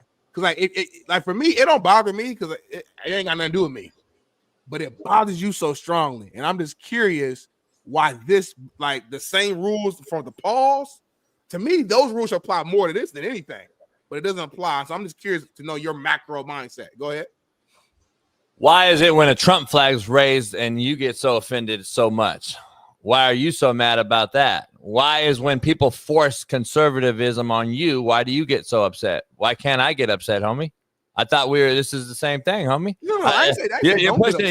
You're pushing gay pride on every single thing I do. You should be mad as a black man that you get overshadowed by gay pride days over black days. You should be upset. I mean, the black community should be fucking irate, but we're not. You guys are cool with saying, oh, fuck it, it's DEI. Everybody's equitable. Everybody's inclusive. No, it's not, homie. Black folks are born black. Gay people are not born gay. Stop making it the same. It's not. We got to stop this bullshit. I didn't bring up nothing you're even talking about right now. We push this shit in my face every day. I got to deal with a fucking gay pride community. I got to deal with a fucking trans in my classroom with my little babies. I got to deal with I got to deal with all this shit, and it's the same reason why you asked me the question. Why is it, homie? There's not two separate things, Jay Earn. See, that's what ignorance is, life-threatening, homie. It's not two separate things. It's the same thing, Jay Earn. Why are you mad, homie, when I talk about Trump on the show? Fuck you talking about? How is it different things, motherfucker? It's the same fucking thing. You're just micromanaged fucking brain doesn't let you fucking think outside the box, Jay Earn. All you motherfuckers are so goddamn micro and stuck in your own box, you can't think outside the box, homie. You motherfuckers are out of your goddamn mind. You're mad that a Trump flag's raised up and then you call it anti-American, but you're not mad that we're teaching our boys to cut off their fucking dicks? Get the fuck out of here, homie. Shit. So, can I say pause or not? If you're gay. See, that's what I'm saying. You went all super deep and spent it around, went politics, went Trump, went race. All I was saying is same shit. When it doesn't apply to you, your homies didn't say pause because y'all ain't even thinking about that shit. We didn't say it. We didn't say when it comes to the pride stuff, we didn't say mindset shifts. I was asking a very direct question, but I appreciate your soliloquy. You went deep, your passion behind it, and we can just keep this thing moving forward. And this 7 that we just heard was brought to you by 5 Hour Energy. Make sure you go get that right now, man. You get your different flavors. You got grape, strawberry, cherry, raspberry, etc. Use promo code and tell them we sent you there. And go there and get your slap dick. What do you call them again? Beer covers? What do you call them? I didn't know what they were called. And then the white homie told me it's called koozie. Koozies. Okay, go get your koozies. Because there's no way where I grew up and how I grew up, would I call that name. Can we change the name right now live on the show? Yeah, we got to be able to call it something. A slap dick. I don't like koozie. Koozie sounds like koozie. Yeah. It don't sound like I want it. I thought it was like jacuzzi. I'm like, what does that mean? Right. But, like, what's a better name? Like slap dick holder? I don't know. Slap dick holder. Let's figure it out, y'all. Chat throughout the rest of the show. Throw out different ideas, and we'll come up with the best name at some point. Slap dick. I don't know. Maybe like slap dick. Yeah, I don't know. Like I don't know. We'll figure it out. Slap dick. Slap dick. Like slap dick's the only thing that comes to your brain. Slap dick. Slap dick condom. Because it's a cover. So what kind of slap dick? Slap dick condom. You should have slap dick. Oh.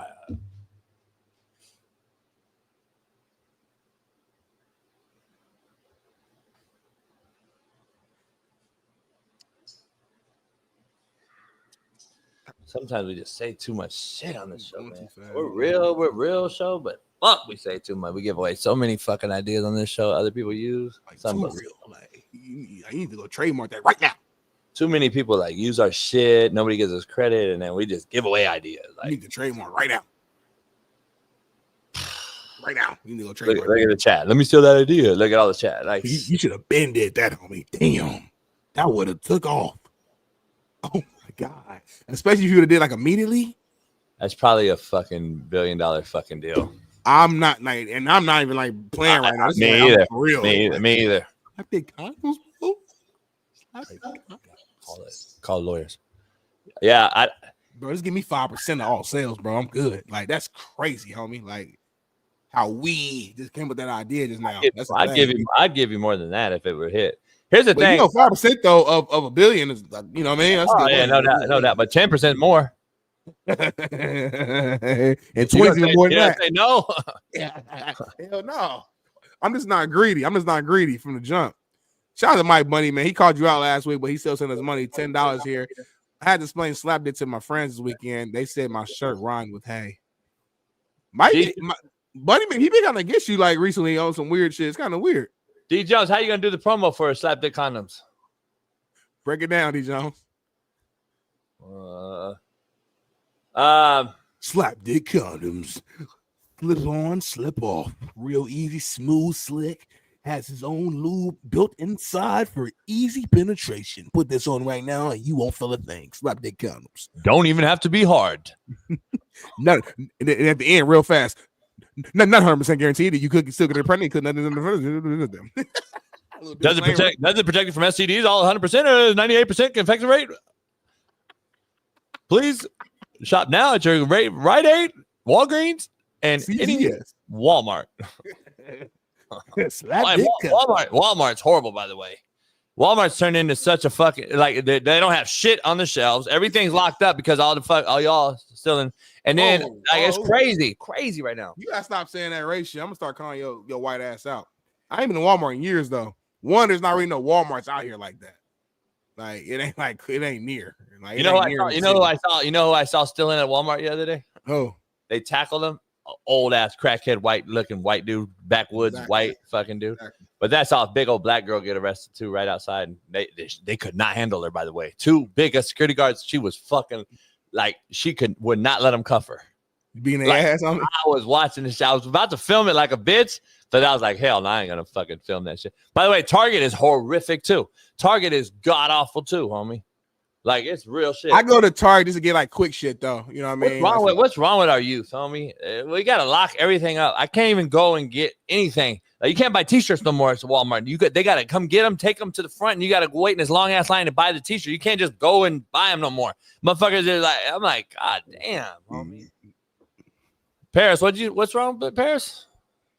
Paris she said big old black girl. I can't stand JB. She was big. She was big, like not no thick. Disrespectful, ain't it, Paris? To all the bigger women out there. Big black women. I like bigger women. No, you don't. You like a big ass. That's about it. Rio said a white mom went viral for stealing beans and meat. What you doing, homie? This show's been unhinged. It's like a Friday show. Like it is. You know what? You know this part of the season though that there's no sports. Like it's fucked up. Well, NHL, and we got NHL hockey though coming down the pike, Smitty. I don't know if you're gonna break down the finals preview. I know you have a final. Wait, once we get a little closer, we'll do it. I talked to Bailey about it. We're gonna wait to get a little closer down this week. So make sure y'all stay tuned, man. It's gonna be a real deal, Holyfield, situation going on, man. I love having our big time guests on last week, man. That's one of my favorite guests. Jeremy? Yeah, man. Fire. Kept it real, had every story. Did we post them there? I do have some. I think Paris just sent me some nothing from there. It's been 2 weeks now. It was Friday's show, but Smitty, real quick, that game starts Wednesday. The series starts Wednesday. No, so tomorrow we're gonna do a full breakdown. Okay. That was the plan. But if you give me energized, I might do it today. That's what we met on our production meeting earlier? Yeah. All right. Well, we got some what's happening now. This is you on the right. This is me over here. And we got some what's happening now. We're going to break down real quick, Smitty. You go ahead and do this one. All right, man. What's happening now, man? Brought to you by BetUS. So listen, man. Harvard student said she went test optional and got accepted to Harvard despite not submitting her test scores. The student said she didn't like how low her test scores were, so she decided not to submit them and said, and I quote, "I had a 4.68 GPA out of 5.0 scale, so I went test optional. Before I applied to all my colleges, I made sure that my test score fell in the upper range of that school." And you know what? There's a video here, man. Let's check this out. High school GPA and SAT score like? Yeah, so I had a 4.68 GPA out of 5.0, and I went test optional. Test optional? Yes, I did. I see. Was there a reason why you went test optional? Yeah, so before I applied to all my colleges, I made sure that my test score fell in the range, or like the upper range of the school. And when I saw that my test score didn't fall in the upper range of Harvard scores, I just decided not to submit it. How about what kind of extracurricular activities did you do during high school? Yeah, so I did a little bit of a random pool of extracurricular activities. I played volleyball for a year, and then I cheered for another year. I worked full time as a waitress for 3 years. Monkey fat right there underneath the Harvard. I mean, I was wondering why the Harvard sign was like covering up the monkey, and then the titties are outrageous. You can stop the video right now. I kind of agree with everything she's saying. Test optional. I think she made a great decision. I mean, she's going to a great school. It's DEI to the fullest, but yeah, she got 4.68. GPA. So for her, she decided to y'all see that's what happened. Utilize her GPA. Her GPA score was so damn fucking high that was like, why take the? It's almost like skipping the combine. It's like I've already showed you who I was. I'm not gonna go to do the combine. And let's say I just don't test what grade on my vertical. Now you use that to keep me from getting in and drafted high. I'm curious. Rio said I agree with everything she's saying. For other reasons. I want to know why you think everything. You agree with everything she's saying too? No, I'm literally giving you a full explanation of why I'm saying it. It's like going to the combine when you've already balled out and been a Heisman winner. Why am I going to go to the combine and then potentially, let's say I do something bad on one of my tests. Now it gives you hesitancy on drafting me number one. She don't want any hesitancy as far as them bringing her in. I guess I'm old school. I'm gonna stay on that hill because I'm old school. Like we all had to grow up passing both and doing both. We had 5.0 students that were dumb as a rock. And so we lower the standards now in academics and academia. The world of Department of Education has hit an all-time low, and it's a fact. I'm actually, show me stats next time. I kind of know this space a little bit more than the average person, Smitty. Let's just be honest. Stats next time. We've lowered the standards since COVID, tremendously since COVID, but even before that, it has already started. And I'm gonna be honest, it's so bad now. Smitty, you and I you also had to pass an SAT or a ACT. Midwest is more ACT centered. West Coast is more SAT based. The East Coast and the Midwest is more ACT. I couldn't take either. I'll take ACT. It's supposed to be easier. I actually didn't perform well on that at all. The ACT is actually less culturally biased. Yes. The SAT is more culturally biased. That's fact. This is your facts. These are facts. And I've studied these things for a long, long time. But my point is, we had to take those tests. COVID came and we eliminated taking a test, and you could have a 2.5 GPA and get a Division I scholarship without even taking the test. During COVID, though. COVID. Well, no, it's still there. And now we're back. And now we're allowing this type of thing to, matriculate on into Harvard. She got a 4.68, homie. I'm not mad. But I'm saying, but Smitty, remember, to get into Harvard, you are the elite of the elite. That's our MVP and our Hall of Fame discussions that we have in debate all the time. Like, who should get in? Everybody, or this is just only the best of the best. Like, Harvard's the best of the best, I thought. It's like Cal and Duke and Vanderbilt and Stanford and Wake Forest, these big time, highly fucking hard to get into schools that were just the one of the ones. Now you can get into Harvard without taking the test. That's what made it great. I had a high test score, plus I was the elite of the elite in the GPA world. Now it's like, I know so many, Smitty, I faked it. I'm dumb as a rock, homie. I faked the GPA. We could fake the GPAs, homie. Like, let's keep it real. Especially athletes, we could fake the GPAs. I mean, you can't fake that test score. Well, anyway. You can't fake that test score, homie. If we're really going out and taking the student. I know 4.0 students that I've had for years and years and years, and they can't fucking write a letter to save their life. They don't even know how to address an envelope, homie. They don't know where the return address is versus the fucking sending address is. And we're allowing these cats in? Well, that's because that's this era, though. Like, we don't send a lot of letters. We be forgetting that shit. But I'll say this, though. On the real shit, though, I was a good student. And I was not, like, cheating, doing all that shit. I just was a good student. Like, for real. I wasn't a genius. I was a good, normal student. But those big-ass tests, we had something called I-STEP in Indiana we'd take. And those motherfucking tests, it's hard for me to do them big, long-ass tests for 3 hours. I got a short attention span, so I wouldn't do great on those. But everyday school is pretty good. But I feel you, though. Deb said Smitty didn't do good on the intelligence test. Imagine that.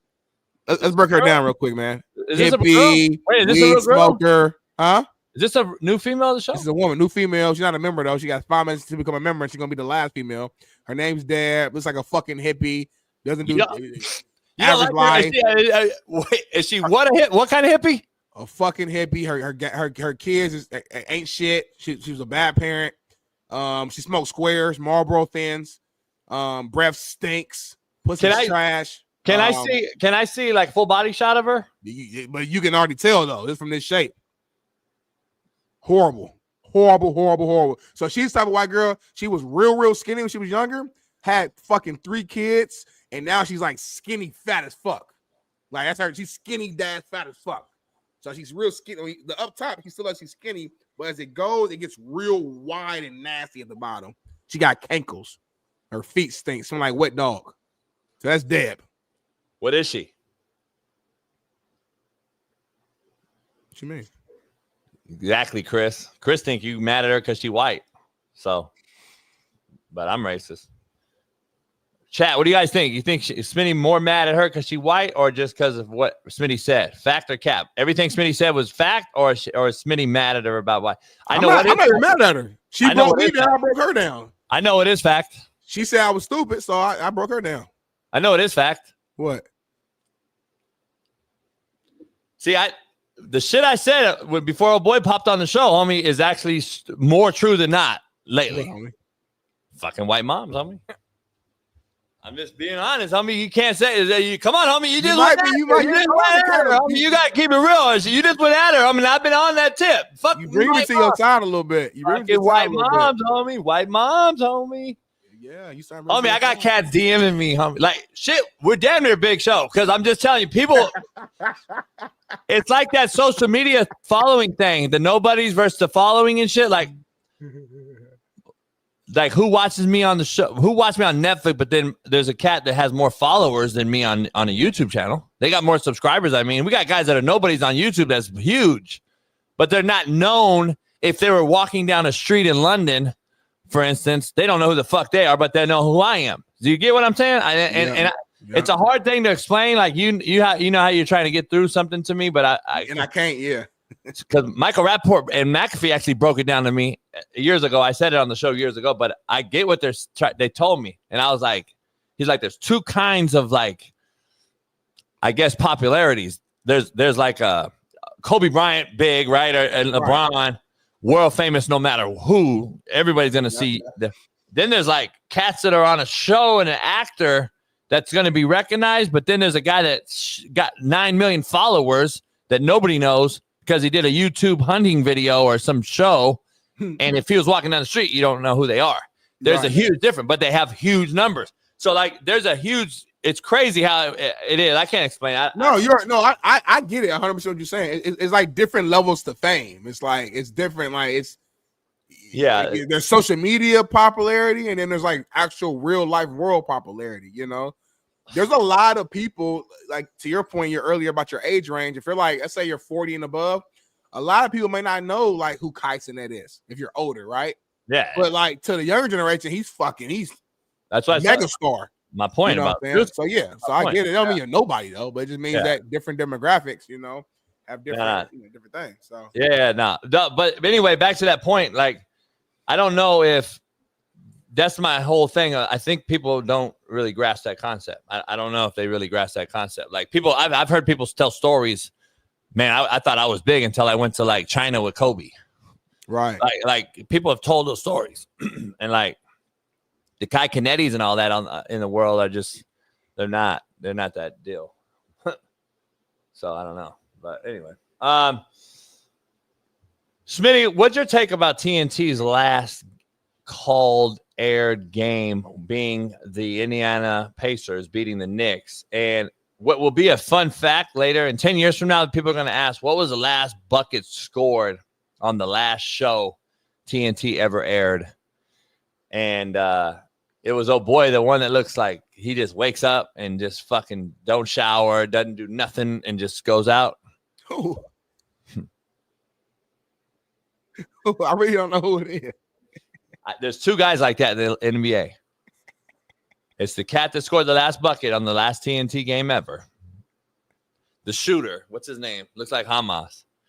And then there's what's his name that plays for the Atlanta Hawks, the star. Trae Young. Trae Young. They both have the same hair. They just fucking look all fucked up. But what's that cat's name that scored last? What's the guy's name? For the Knicks. The shooter. For the Pacers or the Knicks? The Knicks. The fucking Shamit. Oh, Landry Shamit. You're crazy as hell. It's like he don't shower. It's crazy. Yo. Hey, Shamit is going to be a trivia question in 10 years. They're also going to say what city was the last show in, and it's going to be my city, Indianapolis, Indiana. That's hard. Yeah, Shamit was the last bucket on the greatest sports telecast in the history. I think there's no debating it. It's the greatest show, possibly greatest show ever.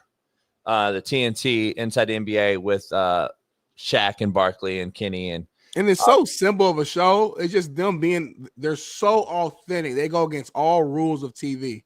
It's like they don't give a fuck. They don't pull any punches, and that's what makes them great. It's crazy that other shows don't just study that and be like, damn, like, yeah, we can't be that, but we can implement pieces of what made them great into what we do. Fans love authenticity. They may not always agree, but they appreciate and they respect it. That's what made that show so great. And again, it's not old, Yeah, it's great though. It's going to be sad that it'll never be that same show on ESPN. I was about to say it's not over, but we got to see how it's going to be. But the thing is though, but if it's not though, then Chuck and them going to leave. So that's the thing. So that's why I'm curious to see. Who? Chuck, Charles, yeah. Like they gonna if the show is way different, they're not gonna do it. They don't need the money. No, so that's the thing. When you have money, you have leverage. I always say that, but when it comes to McAfee, so like if ESPN's on some weird shit and they're trying to change the show too much, it won't be a show. What we know from Disney and what we know from that side is they're not going to allow that. I mean, I just don't see how it's going to be the same. I don't. That's my personal opinion. I don't know. Well, they had no choice. TNT dropped the ball. Why would ESPN? Why would they even want the show? The NBA paid them. NBA took the money from TNT. They took television rights. That Barkley and them have been transparent. Like TNT fucked this up. You guys lost this thing, and you fucked us because they did not want to leave TNT. That's why they were just debating, a year ago, like, we're not going to do it. This is it. Remember? Then they signed a 1-year deal with TNT, and then bam, the ESPN took it from the NBA, and now the TV rights went to there, and then they had to throw them a good penny, obviously, for them to go over there. But I believe they signed a 4-year deal total. But Barkley was like, I don't see me even doing maybe 2 of them. Yeah, 2. Yeah. And so I don't know, Smitty. It's going to be interesting to see how this unfolds because that's the greatest show. At least that kept me entertained, man. You're not going to be able to control them, though. So we'll see. We'll see. I'm interested to see. But, yeah, regardless, last show on TNT, and Ernie's such a great just host and moderator. He did a hell of a job of just like his closing statements. Oh, fuck. What happened, homie? That bitch gave me head on the table. Go ahead. Never mind. That's it. That's all I had. Let's move on. Since we're talking about that, Smitty, Bill Simmons. Take a look at this. And it's still going to continue on ESPN. Right. Yeah. And yeah. Just say what you want to say. I think ESPN's going to fuck the show up. I don't care if I get aggregated. SAG. I didn't understand. I think they're going to fuck the show up. I don't think they unless they completely change how they do commercials. the show is going to be different, and people are going to be pissed, and Barkley and those guys are going to be pissed, and I think it's going to go badly. The only way it doesn't go badly is if they do the commercials and they give them the lengthy segments that you need to have that show work. They're going to have to change how they do it. They just paid so much for the NBA that if they don't do that and they do these same short, terrible segments that you're about to see in the finals, where it's like a 1.5 minute halftime and it's like a 20-minute pregame, if they do that, they're going to fuck the show up and everybody's going to be.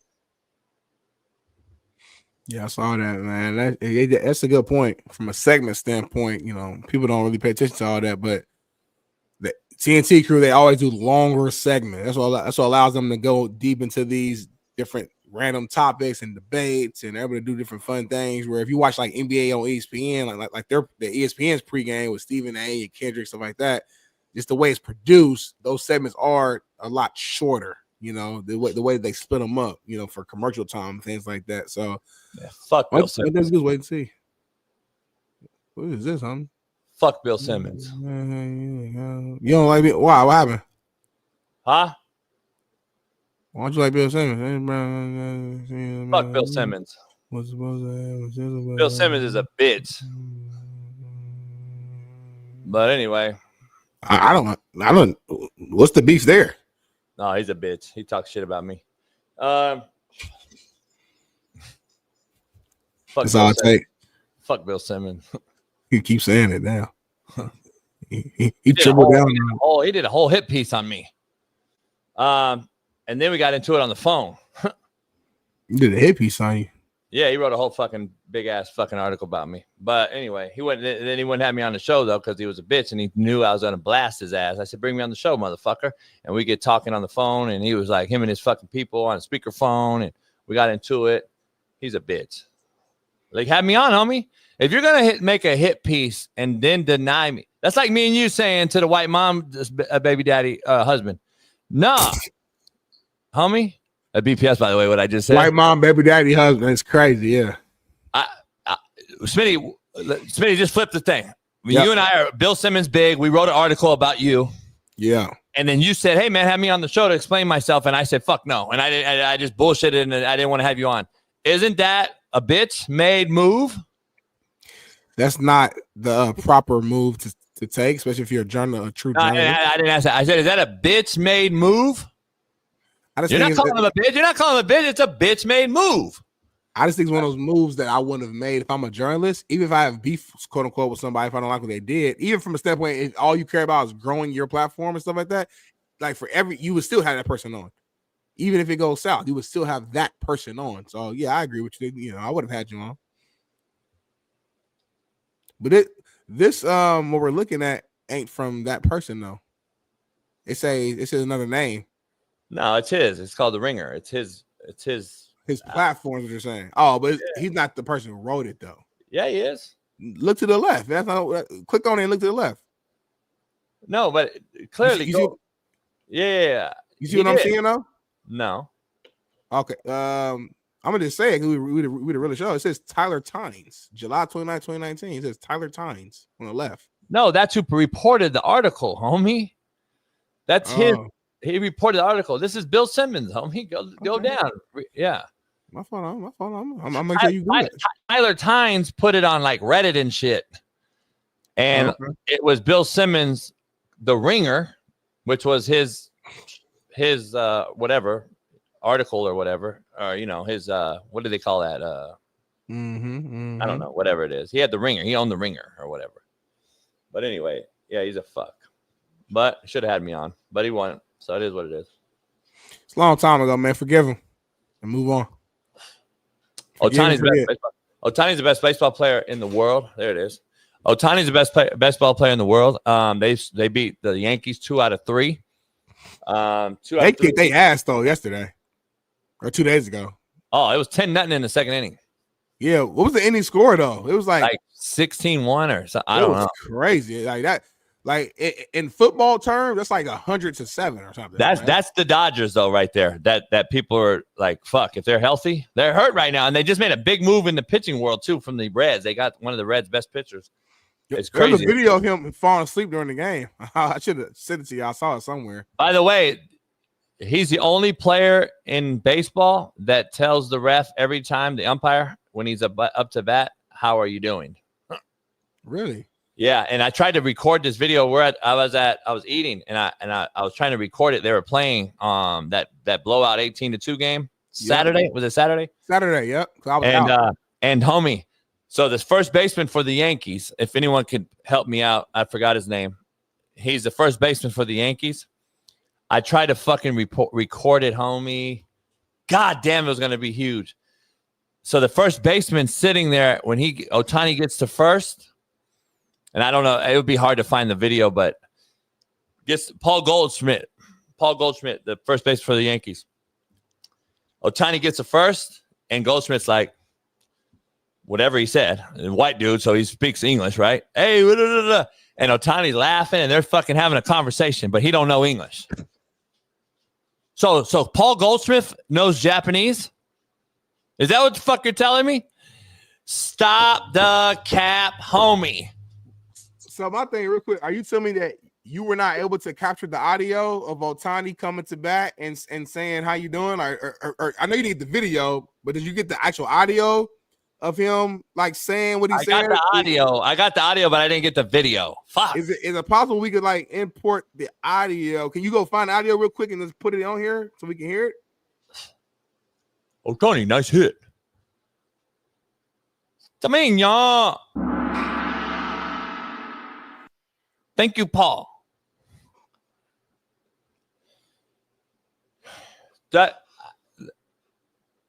Dodgers +7.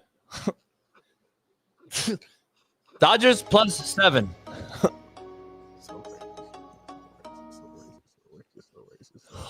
Homie, Smitty, the motherfucker got on first base and told him it was 10-0 at the time he got on first, and he was like, Dodgers +7. His motherfucker knew the fucking line, homie. Off the bat, he told Paul Goldsmith, I know the line. The Paul Goldsmith, take me out of the show. Take me out of the screen. I'm going to show you exactly how it went down. Hey, Ohtani, great fucking hit, man. You're killing it this year. Hey, Ohtani, what's the fucking line today? God damn, you're beating the shit out of us. Dodgers +7. Hey, good luck the rest of the season, Paul. Motherfucker don't know English, though? Get the fuck out of here, homie. These motherfuckers are asking him all the odds. Why does your Ohtani voice, why does he start off every sentence before he says it with the yummy, yummy, yawn? Like, why is it the first thing he does? And what is it? Yummy, yummy, yawn. I do not say yummy, yummy. And then he says his sentence. Like, he starts off there. Like that's the I honestly couldn't. If I had to do it right now live, I couldn't because I don't know it. I don't know what I say. He's like, tell me yummy, yawn. And then he just speaks regular English. Yankees in 7. Like, because he knows the homie cats are recording him. So he starts off, he has to start off in Japanese, homie. Okay. And then all of a sudden it's like North Carolina +7. Like the motherfucker knows. It's unbelievable that we still like at the end of his sentence, he does this every time. Always. Like say it again. Say it one more time. Yeah, like yummy yawn. North Carolina +7. Yeah.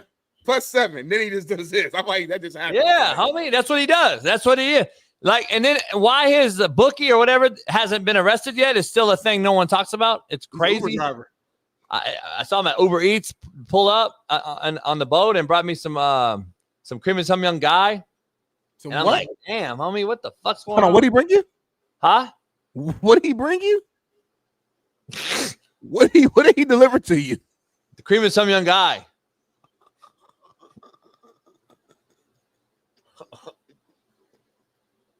You know what that is, Smitty? You said a cream with some young guy? You saying it real fast? Cream with some young guy. It's crazy, homie. Homie, you know how many cats I've caught with that? I was like, hey, dog, you like Chinese? Like, yeah, you want some cream with some young guy? And they're like, what is it? I'm like, yeah, homie, cream with some young guy. Homie. But it is Gay Pride Month. Anyway, we got one more commercial break, man. We got special guest Chad Brown coming on. We got more topics coming on as well, man. But before we go, man, we got to go off into this commercial break. the right way. And I'm gonna do a countdown the way I used to do it when I was a captain over at Ball State. And then once I get to this certain spot, we gonna drop the beat. So this is how we gonna do it, y'all. 3, 2, 1. Da, da, da, da, da, da, da, da, da. State, we must win this game.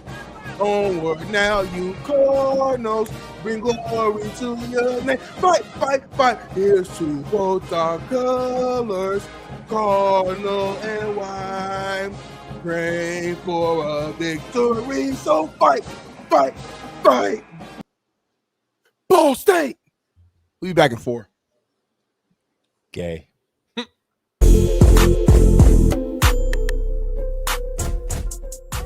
Hey, well, fuck it. I'll go home tonight. I'll drink my yak and smoke my stick, and I'll get it back cracking.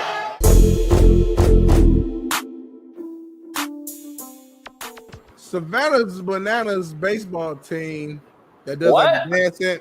The Savannah Bananas baseball team that does all the dancing. Coach JB, just react to this, man, and kind of give you a take on why so many people watch this.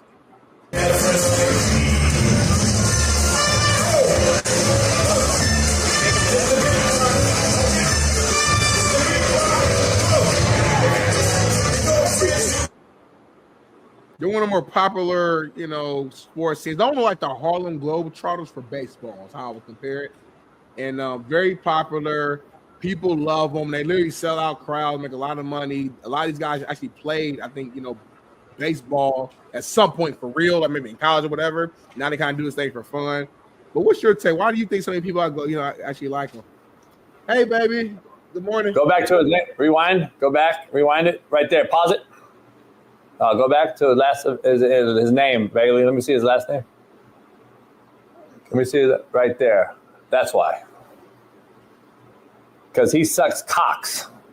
Because he's a gay. This is gay. Suck cocks. That's why. He has the perfect last name. The fuck are we doing here, homie?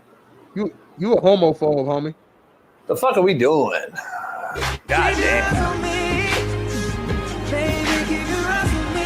Oh, hell no. You fucking shitting me. You would not go see this fucking in real life. Stop the cat. Tell me right now, truth or lie. Would you go see this? I don't watch baseball like that. You wouldn't go see. Just keep it. Smitty's so good at this media shit. Like, you all talk that shit, and he always wants to fluff me. Fluff me. He's good at this, homie. He knows how to be so mainstream corporate. I can't wait to get him out of there. I gotta be honest. I can't wait to get him out and do it. I still ain't gonna be you. That's what makes our show great, though, in my opinion. If we were the exact same, you'll be a little different. Like, you might have just been like, nah, JV, that's a little too gay for me. Like, you might have said that. You might say that one day. You're like, crazy, man. Like how Smitty said, like, yeah, I don't like baseball like that. Like, he skipped over the mirrors and the cocks and all that shit. He skipped over all that shit. I'm a bad boy, homie. I'm a bad boy, homie. You know how to do it. Like, you know how to play the game. The chat, like, they so micro, like, thinkers. They're so simple-minded that they don't even catch all the little shit I be doing. Oh, I know. Yeah, no. I'm so good in advance in this space because I have the it factor again, because I don't have to watch Laker games. I know everything about the game last night. Here, this is the infamous one of the palm trees that Ash ate. Can't fucking believe you. See this fucking belt? You see this? Who just eats a whole fucking palm tree, man? You guys are fucking shitting. Just fucking unearthed the motherfucker. Ate the whole fucking thing. Like, who eats a whole fucking palm tree? Like, you fucking shitting me? Are you fucking shitting me? Now let's check now. Who did it? I'm gonna look at the fucking camera. Who fucking did it? Sit down. Sit down. Sit. Sit down. Now, do we understand each other? Excuse me. There is no more fucking up palm trees. I'm tired of spending all this money, and now I've created a whole fucking barricade for you. So I don't want to have to dig this bitch out. I'm fucking dead. I'm old, my back hurts, I'm fucking stiff as a porn dick. Come here, sit down.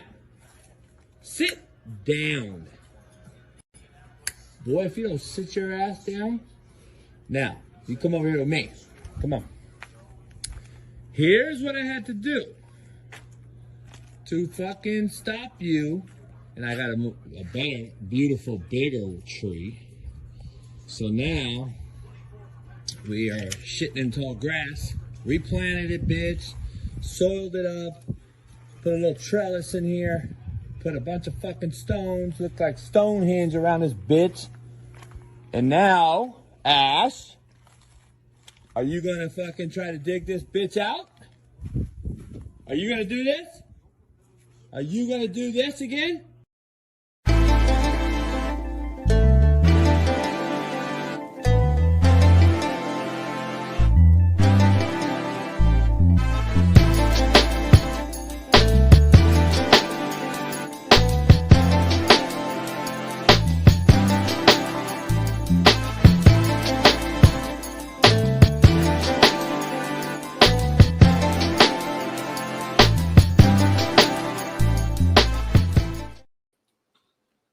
Stomach hurt, bro. Man, I got I got the bubble guts on me. I wish I had bubble guts. You all right? Yeah, I'm good. We'll see. We'll see. Yeah, we'll see. Yeah. I got some testing. I got blood work though. They said my blood pressure on me was 116/80. That's great. Unbelievable. That's like perfect almost. Like it is perfect. My blood is perfect. So my like heart rate, everything is unbelievable. Cholesterol. See, I lost that 40 pounds or whatever. That shit helps right away too. Yeah, for sure. So, and then plus I walk so much like to the yacht, on the yacht. I do so much like back and forth going over to the, a lot of shit. So people don't know. So I get a lot of exercise in, homie. Hey, I love the chat, man. Chat be doing their homework. Look at Brett Alexander. 3 years at Ball State, 52 combined tackles, 4.5 sacks. He really looked your shit up. 4 recoveries, and Smitty was comparing himself to Aaron Donald. Like he looked your shit up. Yeah. Again, macro. Also, Brett, I just for knowledge, I started 1 year. Came in as a true freshman, didn't red shirt, played whenever I could, basically, just to get the starter, Nate Ollie, who's a defensive line coach for the Atlanta Falcons right now. Just like the Texans, great player, great mentor and leader. My brother, I was his backup. I came in to give him breaks whenever he needed freshman year. Sophomore year, I was a little bit more in the rotation, 15, 18 plays a game. Still not a lot, but 15, 18 plays. Come in, third down situation. I was started in like some dime packages, some nickel packages. My third year was my first year. So this is back in the day, you couldn't win no transfer portal. Came in junior year. I had gained my weight, gained my strength, understood everything at a full capacity, became the captain of the team, a starter, and that's when I became all conference, all everything. So I grew up in an era where you had to build, grow, wait your time. So, that's why I don't get why you respect this era. That's why I don't understand. You say you grew up in an area, you had to earn it, and then this year now you're such a nice dude. You're trying you want to give away everything. Here's the thing I want to ask. I want to ask that guy, Brett, whatever, non-member, what he did. See, that's all you got to do, Smitty. You just got to say, where's your resume? Right. That's all you got to ask them, because it just shuts the conversation down, because they don't have a resume. That's why they're looking up your stats, homie. Exactly. He didn't play D1 football. He didn't play goddamn D1 football. 4 sacks as an interior defensive tackle, by the way, at the Division I level. See, the people don't. I love that when they come at me on social media, but all I say is drop your resume. Mm-hmm. Just drop your resume, and then they go quiet. Like they don't even respond to it no more. And then the ones that do respond, what they say is that it's not about my resume. No shit, it ain't about your resume. So that's they're nobodies, and this is why I don't know why you defend it on one side, but then on the other side, when I say how do I defend it, homie? This is who follows Drewski, homie. Oh my God. This is the Drewski weirdo demographic, homie. That's what I'm trying to tell you. There's a lot of me's that follow him too, though. But what I'm telling you is I'm sure there are some buddies who follow Drewski. Thank you. That's all I'm saying. A lot of Okay, but his 9 million followers are these guys, Brett Alexander's homie. I'm telling you, that's who blew this thing up. It ain't about my resume. I asked you, motherfucker. We don't care what you asked me. Again, Rio, you don't get it. It doesn't matter that you're more famous. By the way, I would argue he's not more famous. He's more social media famous. See, I don't know. Again, we already talked about this. I know, but I don't know. I'm not saying for sure. I don't know. Like, that'd be a great test to see. Like, I almost want both of y'all to walk outside together. Nah, I think he's more famous now because of that. Like, he has way more social media, like that presence now. The social media presence and the demographic is bigger than like. Also, he's been in like national commercials. Like now, it's different. Yeah, like maybe exactly. 2 years ago, Yeah, but he's been in like Sprite commercials. Now it's a little different. But 2 years ago, maybe. This right here, y'all, hurts my heart. Yeah, we lost this bowl game against Arkansas. So I cleaned my car out. I got another car the other day, and I was finding stuff. And Arkansas State 2014 GoDaddy Bowl, man. We lost this game. I think it was like 23. I had to look it up. Maybe it was 23-21. We were such a better team than them, but our offensive coordinator had left to take on another job like a couple weeks before, and we had to move our QB coach up to OC. At the time, he didn't have like the full experience. I'm not blaming him, the game on him at all. I'm just saying like it was a lot of moving pieces like at the last minute, and we were just not our best in this game. They killed us with like hella trick. There's a viral clip that always pops up out of nowhere of this game, of them doing this crazy trick play where they hid their running back behind like their center and their guard. He's like scrunching down like this. I'm in the game actually, and I'm playing nose. The O-line doesn't like snap the ball, but the O-line like don't move. So I'm confused as a D lineman. I'm like, damn, what the hell? And you just see this little guy running on the outside. I'm gonna try to find it one day if I remember, Bailey, and send it to y'all. But it's right here, man. Hurts. That's why I never wear my bowl rings because we lost. So it's like, hey, cool to have. It's like memory. Well, if you lose, then it's like, you know, fuck. Last chance, you homie. Stop it, bro. Why you and Rio always arguing? What's the issue? I wasn't the only motherfucker on Last Chance. No shit. But there has been an actual factual post and a poll taken who the most famous Last Chance U person is. I don't even need to say who, right? Okay. Just making sure, Rio. Anyway. Who's the most famous person on Last Chance U? Let me see. Screen rant. This is players though. Every player last year. I'll say NFL. That's not. Well, it's not about my Compton record. I mean, it is out there. You got to go to the right place. But yeah, I was an All-American, and I was the third leading passer in the state of California, and that includes Aaron Rodgers, other people, by the way. So yeah, you can find it. And yeah, I was an All-American, so that is documented. So, but anyway, I love the Dick Riders, homie, because first of all, none of you can do what I did. None of you. Talk your talk, Jason. Give him that ether. It's unbelievable. By the way, Brittany Wagner. Who is that? By the way, in JUCO, I had 2 1,000-yard receivers on that I got the ball to, contributed it to, and then 2 500-yard receivers. Anyway, talk your talk. I like when you just talk your talk. Like it reminds me of like ether. I'm just saying. Oh shoot! I got a message from my job. What they want? Let me see. My manager's back. She was off for 2 weeks, and now she's back. Let me see. So you've been slacking?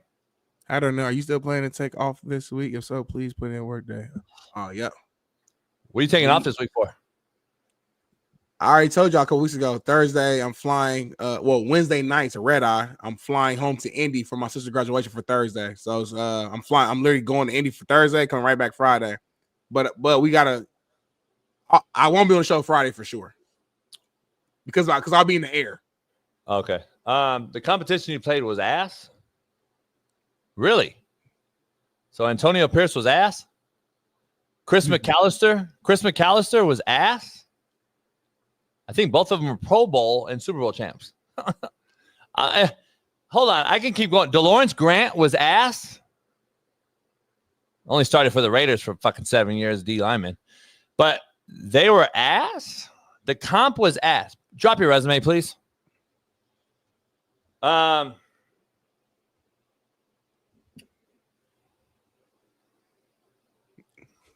let JB be in the middle of like a rant, and then he'll get a text. Yeah, I got a text. He'll just stop. You said what? No, I got a text for. We'll have to reschedule Kev. Make someone. Chris McAllister, yes, the pride of Mount Sac Community College with Antonio Pierce. Both one Pasadena native, one Compton native. Actually went to Mount Sac. Mount Sac was the powerhouse at that time. I only threw for 340 on them. We lost, we lost, but I threw for 340. But anyway, that's Smitty, it. Just 340. Yeah. And by the way, I forgot that your boy TJ played. Steve Smith, I guess he was shitty. Chad Ochocinco, I guess he was shitty. Those are all shitty guys. Not that good, really. Yeah, they weren't that good. Oh my God. It's unbelievable. See, that's what social media has done. Social media has made this thing so fucking like anyone can be anybody that are nobodies who wanted to be somebodies who are absolute nobodies. Nobodies. Oh my God. I would tell you to say it again, but I don't think you can say it again. I can't. I don't know what I said, but social media has created that though. Yeah, that was hard. Whatever that was, I don't know what you even said, but it was hard. That was like quote of the day. Quote of the days for the last like 7 days straight have been fire. Yeah, like I don't know what like got into you, pause, but you just been all like, last week, and then bam. Yeah, I think I called you out like the week prior, and I said you've been like bullshitting, and then like it's like something triggered you. I know you're very competitive, so I think something you was like, all right, motherfucker, I'm gonna show you, and now you've been in your bag. Yeah, because you were in my head, you were like talking shit. Yeah, that's why I did that though. Like that's the producer has macro. I was trying to get you to get going. Got you, yeah. But fuck Bill Simmons. Let's dive into the rest of the show. We got a lot going on. I don't know what else we even got really. Like I'm looking at the rundown. I think that was it. I mean, I don't know if we just gotta wait until we get we got Chad Brown on. Once we get Chad on a few minutes, but we got one more topic though. There was I don't know if you saw this, but Coach Prime was on a podcast here talking about Shadour Sanders pre-draft rumors and him coming into the room unprepared and hat on allegedly. But check this out. It was a lot of rumors about the next level, and I can't see that. Yeah, I can't see the next level, and I think a couple people who may have taken shots at my kids, they were afraid that I would go. That's where the shots came from. All you got to do is just sit back and listen. People don't want to do that. They want to create these narratives and create these stories and then attach them to a kid that ain't never done nothing wrong. Yeah. How does that make you feel when you see your colleagues or your peers going in on you, man? Like, how does that make you feel? No idea, man. You have no idea. We've always been in front of the camera, so they know how to navigate. They know how to handle themselves. Yeah. And you're not gonna catch them in no foolery and no mess. You're not when you sit up there and say something like he went in a meeting unprepared. Like, dude, Shadour Sanders, who's had 6 different coordinators, who has still functioned and went up, leveled up every time we brought somebody new in, and you're gonna tell me situation. You're gonna tell me he had on headphones. So you a dog, your kid's a dog, and dogs gonna always rise to the top. You know what I mean? That's what I believe. You know what I mean? Then we're talking about it did hurt. The Bible says God uses the foolish things to confound the wise. So it was some foolish stuff that went on, but you know what? That gave them something that they needed. There it is, man. There it is. So, your take? I mean, he's gonna defend his son, number one, as he should. Number one. Number two, though, and there's a lot of jokes online. I never believed that Shadour literally went into the meeting, fucking Beats headphones on, fucking sagging, and built like. I think all of that was just overblown. It was just fun. It was just funny for social media. The man got common. Say what you want. He got common sense. You're not gonna go into a meeting like that. Now, how good is he on the board? I have no idea. There's no reason for me to say he did amazing. There's no reason for me to say he did horrible. I have no clue how good he is on the board. You would think and assume playing quarterback for all these years, having Dion as your dad, having all these coordinators, who he's had some really good coordinators too with a lot of experience, that he would have picked up and learned some things to where he, a lot of things to where he would be solid on the board. but I've never been in the room with Shadour, so I can't praise him or nothing on that. But yeah, I thought some of that stuff was overblown, for sure. But Dion's gonna always praise his kids and support his kids and back his kids as he should. He's a father, so that's it. And here's the question I have. The fact of the matter is he fell behind 4 other Qs in 5th round. So that's the question you have to say. Why is that? Like, that's the question. Like, we can say all these alleged things happen in these meetings and all that, but the truth of the matter is, like, why did he fall? Right. And that's the bottom line. Like, we're going to keep defending him as the father, of course, but at some point you got to move on as well. You got a coach team to go handle in Colorado. Your son now is a big boy. He's got to go handle this adversity on his own. And at some point, that's what needs to happen here. And that's my opinion. So I think he needs to move on from his son and let his son hit the wall or go through the wall on his own. His defense, he got asked by Asante, though. So he just asking a question. No, I get it. I'm just saying there's a question. I would like to heard him say, though, why he dropped. That's what I haven't heard Dion say yet. So what is the reason he dropped then? If it's not any of that, then I want to. That's the question I would ask Dion. Like, hey, dog, why did your son drop?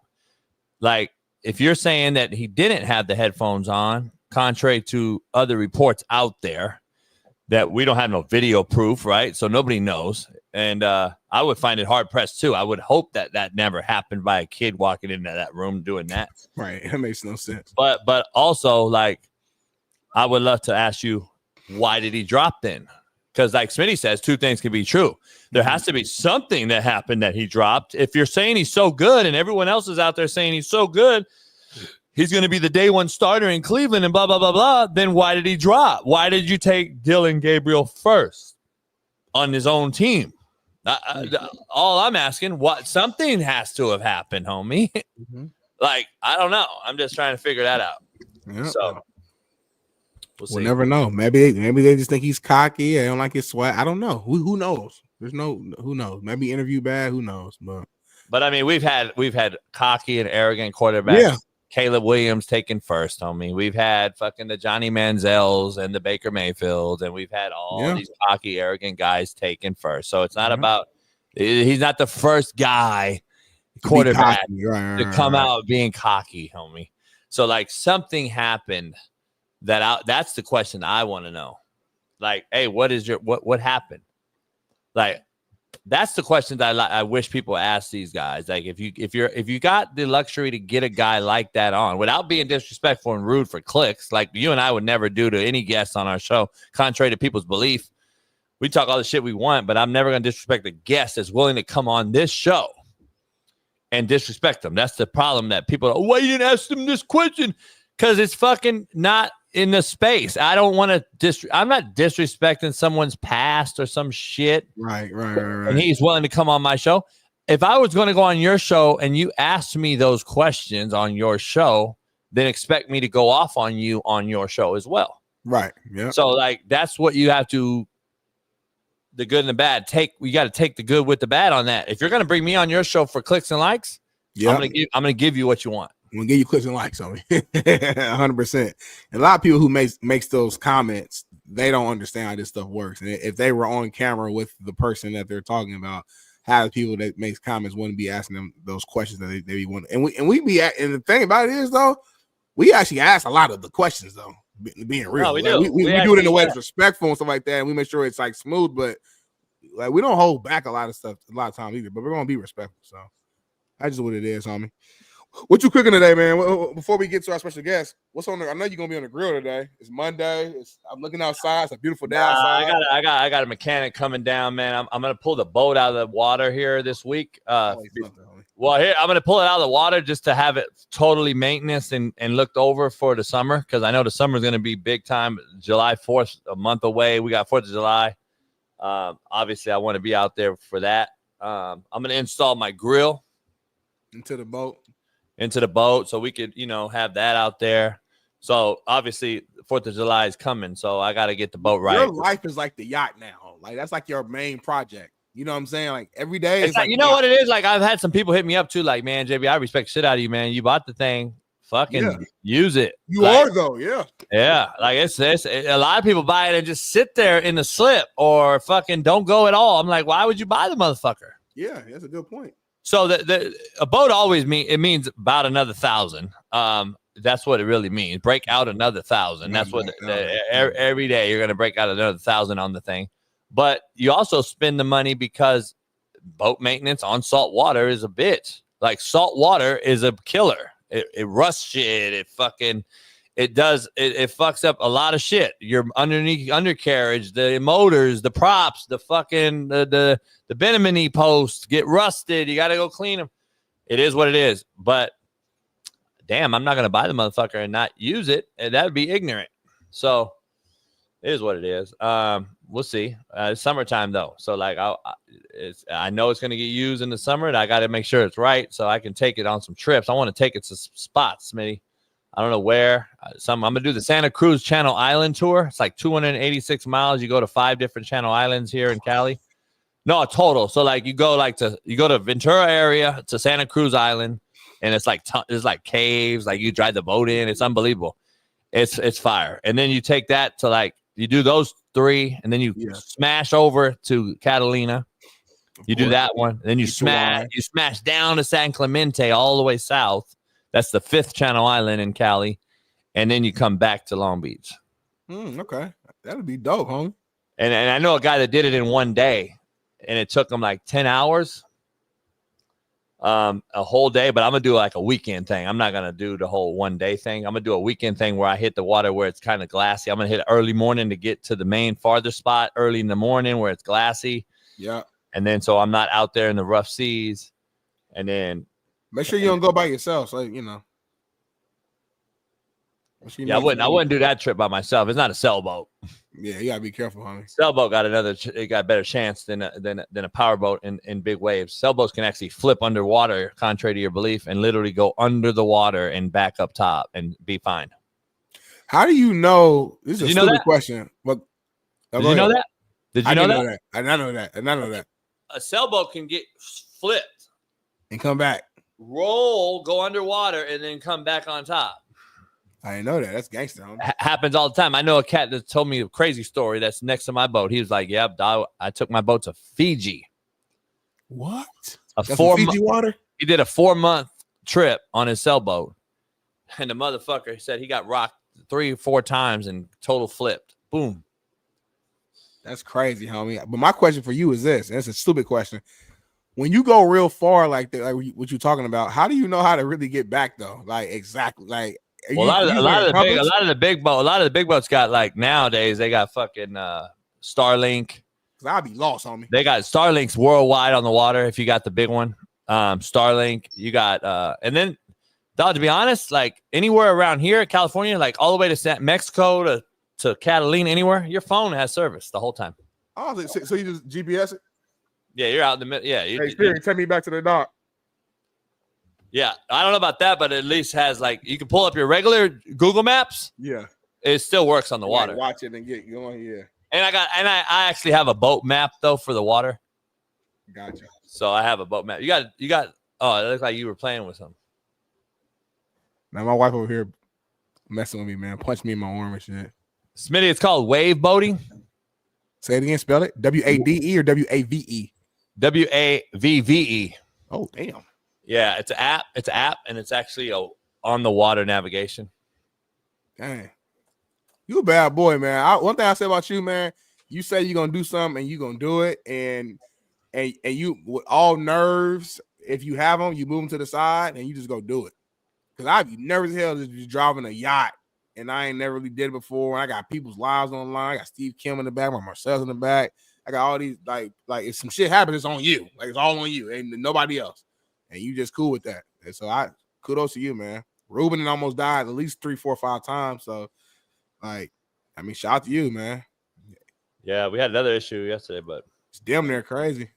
But my anchor popped off and fucking went around and hit the thing. But yeah, we figured it out. It was rough water.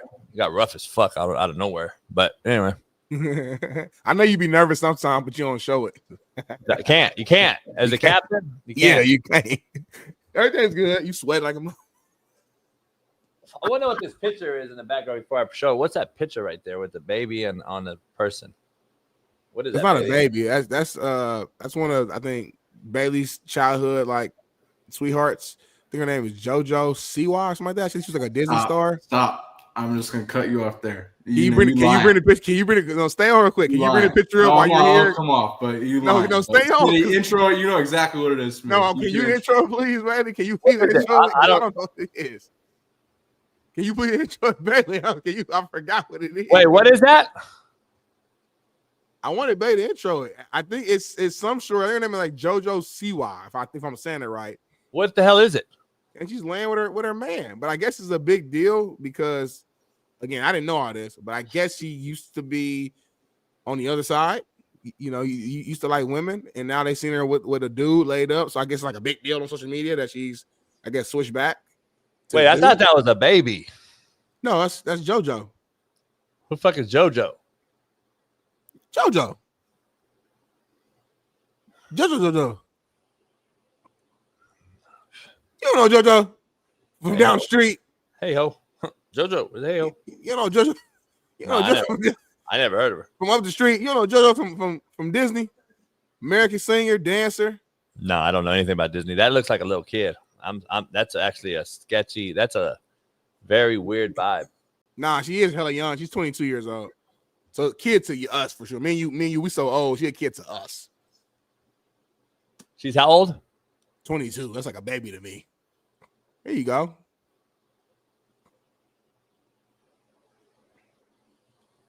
I don't know much about her at all. I know her name, but I don't know much about her. But it's just something that probably on social media, so they just, the people are talking about it. Chris said she was on Dance Moms. I know you used to watch that show back in the days, JB. Dance Moms. You remember you used to watch that? No, I don't. I never heard of it. Okay. Well, I don't have much on it. Like on God, on my dad, on my daughter. I've never heard of it. On what? God, everything, anything you want me to put it on. I've never heard of it. I'm not gonna say that if I knew what it was. Never heard of it. You damn near watched that show before, like just knowing how you operate. Damn near means I didn't watch it.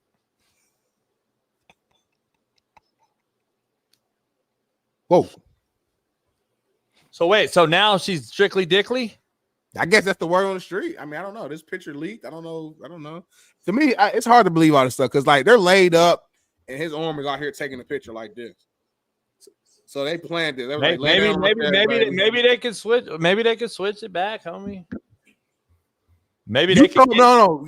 Side note: you said that you've had sex with some dykes back in the day and you've turned them back. Yeah, I thought dicks to dykes. Yeah, you got it. Yeah, I mean, I thought dicks to dykes. I mean, I'm hoping that this one can switch it back and get those weirdos back to normality. That's what maybe we need to happen. We need to. Maybe you need to go on a sex spree and go hit all of them and get them back on the side that you want them on. Maybe that's the solution.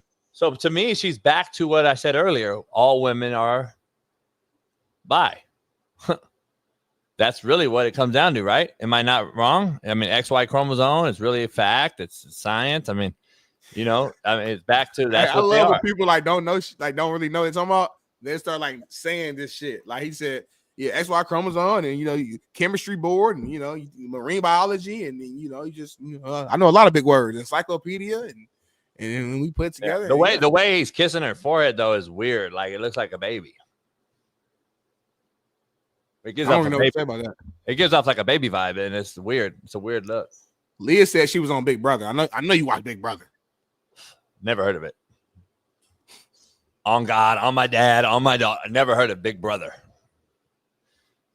Remember last week? I'll be honest. I don't watch shows. You know that. I don't really watch anything other than like 2.5 Men, or I don't really watch any of this shit. The original one or the one with Ashton Kutcher? Original. I don't watch Ashton Kutcher. He's a Hollywood weirdo. I don't watch any of that shit. But remember last week we was talking about something, and you said something about your daughter, and then we talked about some other shit, and then you said that I put it on my daughter, and I didn't really know how to take it. So I didn't know you did it again. I put on my dad, God, whatever. Yeah. On these, I never watched. But you're not a Christian, so I don't know if God really, But let's keep this thing rolling. I'm the most Christian person on this show. What's the first chapter of the Bible? What does that mean? I'm messing with you, man. All right, the full, like the New Testament, or I mean, hey, that's some BPS right there. That's BPS. What you just did. But I'm saying like the new chat. No, hold on. The whole Bible. I believe it's Genesis, but I don't know. I love JV. I'm serious. You getting better at TV, man. Yeah, it's Genesis, man. It's Genesis. I was messing with you. You getting better at this shit. And I said it I said it first before the chat, so stop. You did. Am I wrong though? No, you're not. No, you're right. You're right. Oh, okay. Anyway, Smitty, we got a special guest, man. Pasadena's finest right here in SoCal. Watching him grow up. He's a little older than me, so I got to watch him. He played with a couple of buddies of mine at a legendary high school here in the Dena. Colorado Buff legend. My best friend in the world is a Colorado Buff, Darian Hagan. So obviously, this is a great guest to have on here, man. He's going to keep it real and longtime NFL vet, great player, man. Unbelievable talent. Watching him come out of SoCal like so many did at that time, getting recruited to Colorado, Oklahoma, Nebraska, those three schools riddled SoCal talent. Took them all, and they all won natties, by the way. Our main man, Chad Brown, joins the show. Yes, sir. Yeah, what up, brother? How you doing? What's happening, fellas? How you guys doing? Man, chilling, man. I appreciate you joining us, man. Are you back in Cali, or you living outside the friendly confines of the Dena? I am in Arizona right now. That's a home base for me currently. Everybody's in Arizona, JB. Man, I'm trying to get there. Shit, I'm telling you. I love Arizona. Every time I visit. Scottsdale, man. Scottsdale. All of my boy Pat Perez is there, and Brian Urlacher, and Tank Johnson. Everybody's right there in Arizona nowadays. So, Chad, I appreciate you, man. I've been watching a lot of stuff. You've been going on shows and stuff, and I got to ask you right out the gate, Darian Hagan, growing up with Darian and EB and guys I've known my whole life, everyone's pissed off, man, at Colorado about this whole jersey retirement thing. And I know you got a strong take on it. And Darian, I mean, shit, Darian wasn't coaching right now. He came on the show already and been his true colors would have came out too. But I got two-folded question for you. How great was Dion Figures, number one? And I just don't think I think he's underappreciated throughout this whole process. And then how much of a slap in the face was it to him particularly that this retirement happened so quickly, and we just kind of dismissed the fact that Dion Figures wore that number and was unbelievable talent during your guys' era? Wow. Okay. So Dion Figures. We played the year we won a national championship. We played Washington at the University of Colorado. Dion Figures got the game-sealing interception in that game. The next year, Washington won a national championship. So that was a very good Washington team. We don't win that game without Dion Figures. Besides that interception, Dion Figures went on to win the Thorpe Award, the award for the best defensive back in the country. In the national championship game against Notre Dame, who also has the game-sealing interception, Dion Figures. So it's starting to stack up. It's not just the awards and the personal accolades. It's the game-changing plays in some of the biggest games of the year on a team that won a national championship. So if it's just personal accolades, I could see possibly maybe somehow you could go, okay, well, he was good, but he didn't change the trajectory of those teams or teams of that era. Dion Figures clearly did that. He's in the College Football Hall of Fame. He's in the CU Hall of Fame. So we got personal accolades. We got team success. I'm not sure if there's a buff from that era, which was the greatest era of Colorado Buffalo football, who would demonstrate what is needed to have your number retired. So, of course, as you point out, JB, he and Shadour wear the same number 2. So for Shadour to leapfrog Dion Sanders in this process is a bit ridiculous. Dion Figures, thank you. It's a bit ridiculous for him to leapfrog Dion in this process. I'm not saying Shadour does not deserve the honor. That's a conversation that's a bit separate for me. It's if you're going to start retiring numbers, who needs to have their number retired? Now, Coach Prime has said, I'm not responsible for what coaches of the past ignored. But do you not have a responsibility as a current football coach to embrace the past? Of all the major sports, college football is the one that embraces the past the most. You can't watch a damn Notre Dame game without seeing a black and white picture of the Four Horsemen. You know what I'm saying? You can't watch a USC game without them running through the litany of all their Heisman Trophy winners. You're going to see a Marcus Allen highlight. You're going to see a Charles White highlight if you watch a USC football game. College football embraces the past. Nick Saban's been amazing at Alabama. But if an Alabama game is being played, Bear Bryant gets mentioned. You see a picture of him with the hat and the whole thing. So for Dion to say, well, I'm not responsible for that. Well, as a college football coach, you kind of are. Your tradition that you're trying to build at the university stands upon the shoulders of previous other eras and previous other traditions. So it bothers me that for him to say, well, I'm not responsible for that. Well, yeah, you kind of are. This is kind of how college football works. I'm not saying his son didn't deserve that. Again, we can have that conversation. That's a fair conversation to have. Travis certainly deserves to have his number retired. But when you ask JB about the timely part of it, there's typically a bit of a waiting period. These kids were still on campus. Travis was still taking classes on campus. Now, he's a great player, a unicorn. I don't think it's any argument his number deserves to be retired, but I certainly think it's worth the argument to talk about timing. When it should be retired. Yes. Let me ask you, how much heat have you taken? Because I call them the prime sexuals, and I talked to Dion. I've known Dion for a long time during the recruiting process of other schools and other things, and we have a little relationship. He's got a good friend of mine on staff.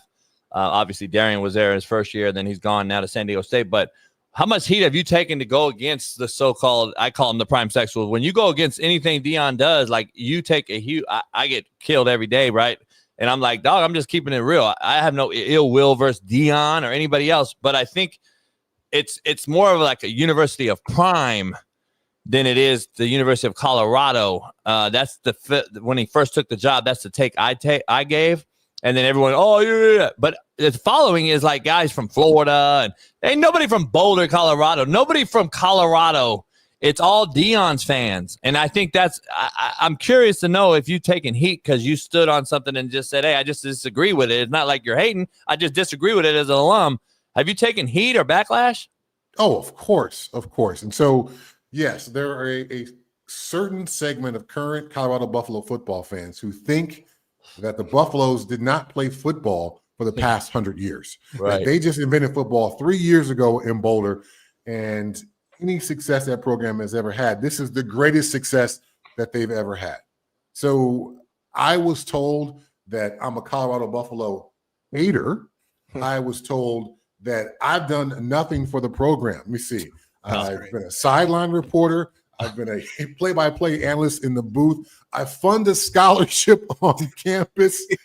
I'm in the Colorado Buffalo Football Hall of Fame. I mean, the list is long. So it's just like, wow. The fact that you would even form your lips to say some shit like that, it's just like, wow, you guys are clearly – I haven't come up with a catchy name as you have, but it's pretty funny that when people doubt my Colorado buffness, you know what I'm saying? It's like because – I may have a question or criticism about something on how something is done on campus does not take away from my Colorado buffness.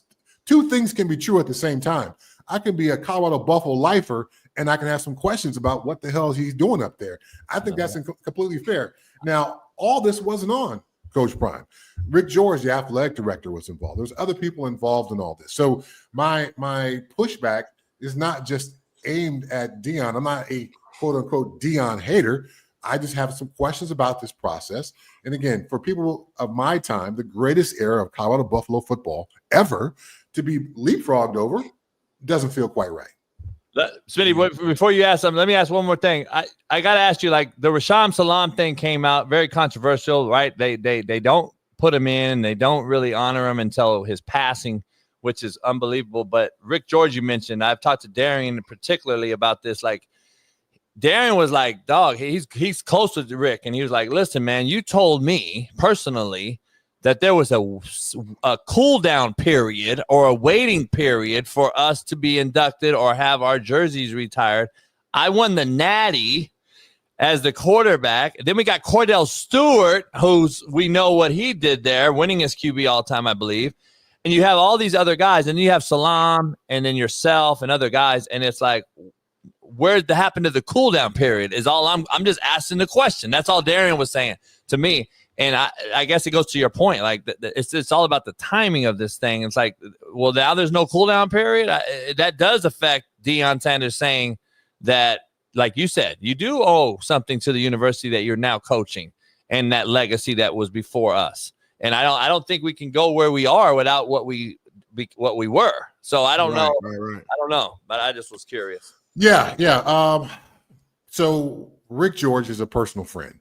Known Rick George since 1988 when he was recruiting coordinator for the Colorado Buffaloes. He would walk on the sideline with one of those old school big giant cell phones, calling recruits during games until the NCAA banned that, which I thought was freaking genius because we were always kicking somebody's ass on the field. So he would call recruits during the game, which was awesome. But having said all that, Rick being a personal friend of mine and everything, Rick's done a tremendous job with reinvigorating the Athletic Hall of Fame on campus. It used to be kind of a sporadic event. He put some regularity to it. A number of players over the last 5 or 6 years have gone in who are well-deserving to be in the CU Athletic Hall of Fame. So there is a part of Rick that has pulled back to the old times and brought some of those guys and given them the accolades and honors that they deserve. But I think sometimes the immediacy of the moment. We've got Coach Prime on campus. We got Shadour. We got Travis. We're selling out season tickets. I think the immediacy of the moment, the desire to capitalize on some of this moment, forced some decisions to be made that were different than the criteria that Darian spoke to you about. And I think that's unfortunate because if we're going to start bending criteria, then we're at the whims of the moment. And again, college football is based upon legacy. It's based on winning. We love personal accolades. We love to honor people who have success on the field. But what do we love even more? Somebody who produces a national championship, somebody who produces a conference championship, because that's what's remembered. That's what gets hung up on the rafters is your championships and your wins. So we've moved away from that, and we've given personal accolades more glory than we've given wins. So, again, Travis and Shadour, I'm not saying they're bad football players. I'm not saying Coach Prime is a bad coach. I'm not saying Rick George is a bad athletic director.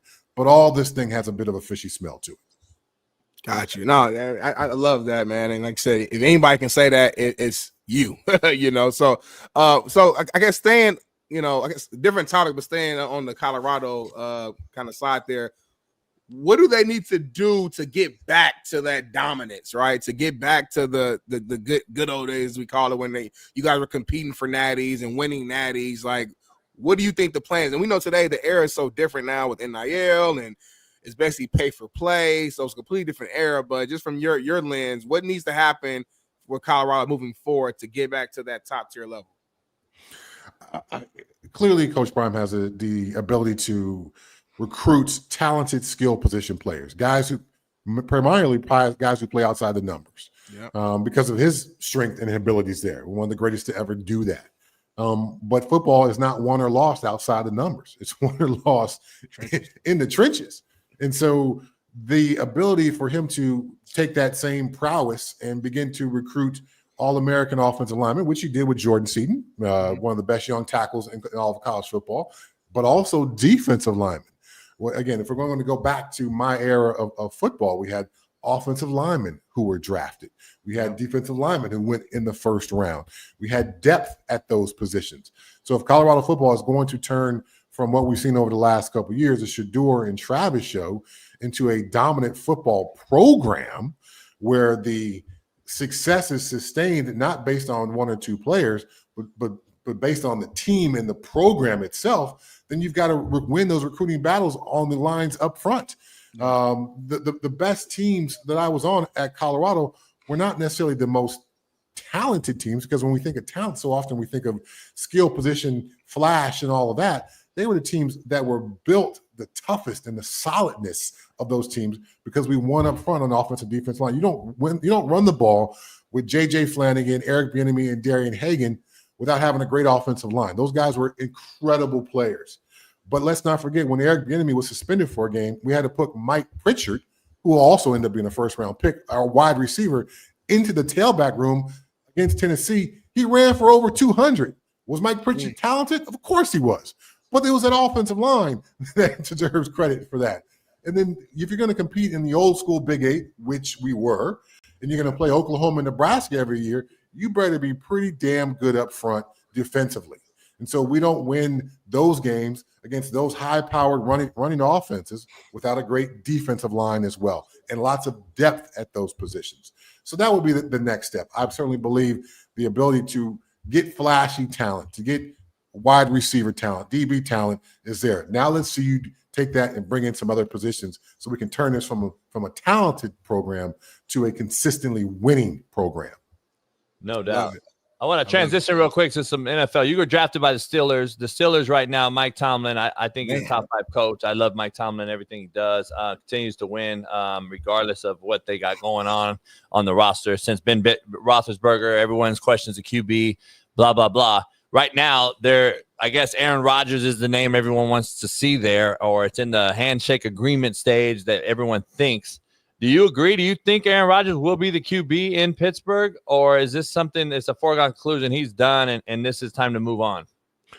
Man, this whole topic, I mean, you're touching my hurt holes here, JB. I mean, you talk about my pride for the Colorado Buffaloes and weird things happening over there. Now we're talking about the Pittsburgh Steelers, one of the most consistent organizations ever in all those sports. And yet they find themselves in these last couple of years in this position of not having a trustworthy guy under center. Now, I think if they could have had a chance to, or if they had the thought to develop Justin Fields, I think they'd be in a lot better position than where they are right now with Mason Rudolph, Skylar Thompson, Will Howard, and maybe Aaron Rodgers. This team has prided themselves on being ahead of things, whether it's the salary cap, whether it's, roster size and roster makeup and all those kind of things. So it's a weird spot for me to see the Pittsburgh Steelers in. I love Mike Tomlin. To your point, never had a losing season. But at some point, you've got to go past getting into the first round of the playoffs and actually winning a playoff game. And having the right guy under center really matters there. And as the roster is currently constructed, doesn't appear to be that guy. And for Aaron Rodgers, man, part of being a team leader is having the respect of your teammates.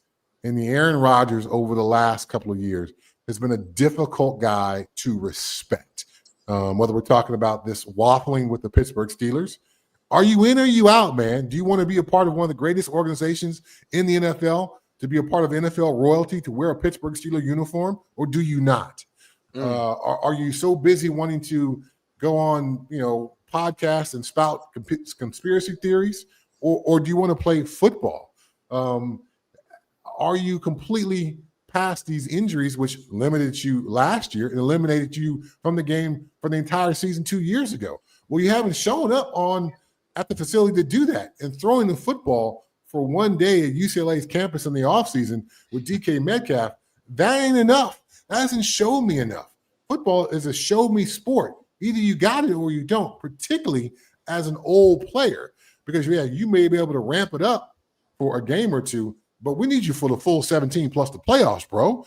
And it takes heart, passion, dedication to show that to me. And right now, you show me none of those things. Therefore, I feel completely justified to say I got doubts about your football character and makeup for this year, but I've also got doubts about your ability to do it from a physical standpoint. Man, that's a beautiful take. Let me ask you this. I mean, we all talk about how great Mike Tomlin is, and I'm a huge fan of him. If I was playing ball right now, I would love to play for him. But understand that he is with the Pittsburgh Steelers, and this is one of the most legendary franchises of all time. The standard and the bar is extremely high. He gets a lot of credit for not having a losing season. But at some point, though, I know fans in Pittsburgh want more than that. They want to go to an AFC Championship game. They want to get back to the Super Bowl, etc. Do you feel like is there a little bit of a hot seat this year at all? Or I guess how much pressure is on Tomlin in your eyes? Well, I think the hot seat is finally catching up nationally Every year or two, I've got to travel to Pittsburgh for something. And, obviously I get recognized at the airport. I get recognized when I'm around town.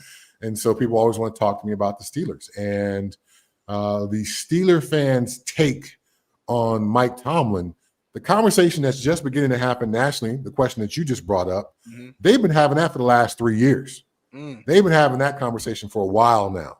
And so they are a bit fed up with, you put together a winning season.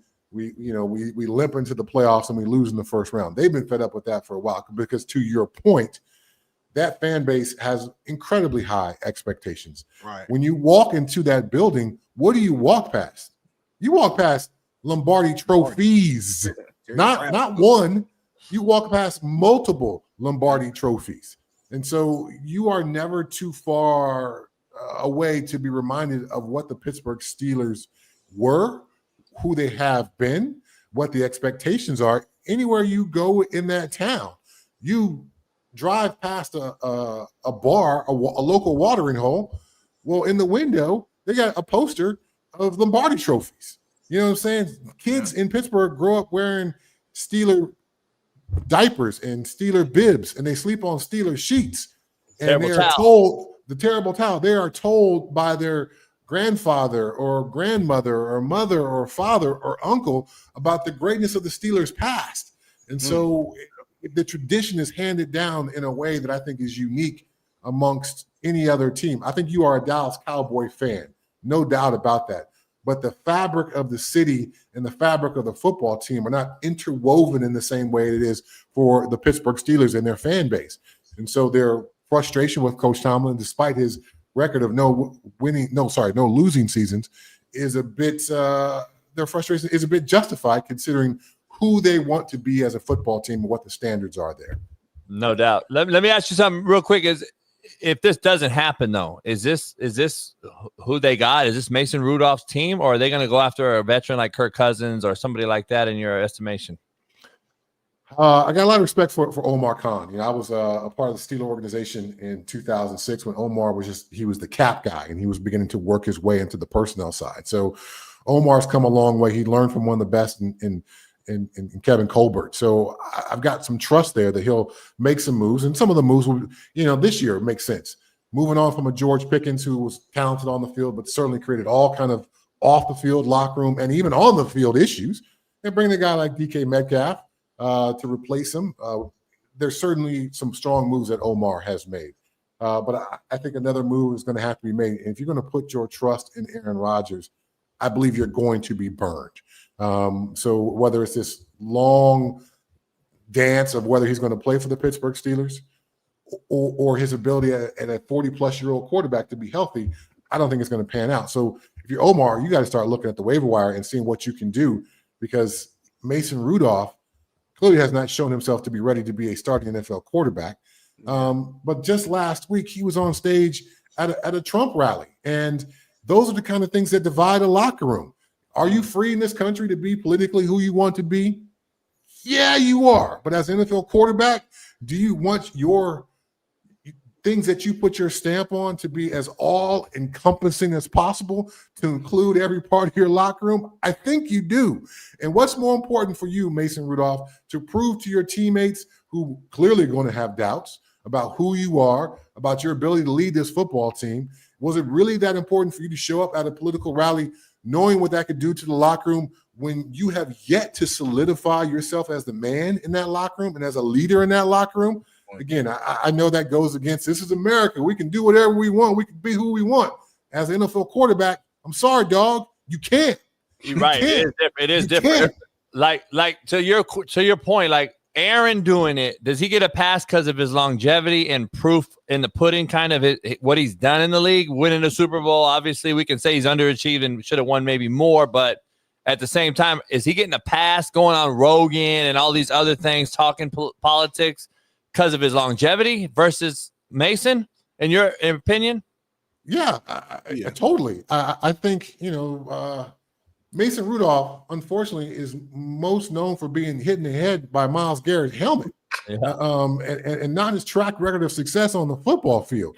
Yeah. And it may sound harsh, but that's the truth.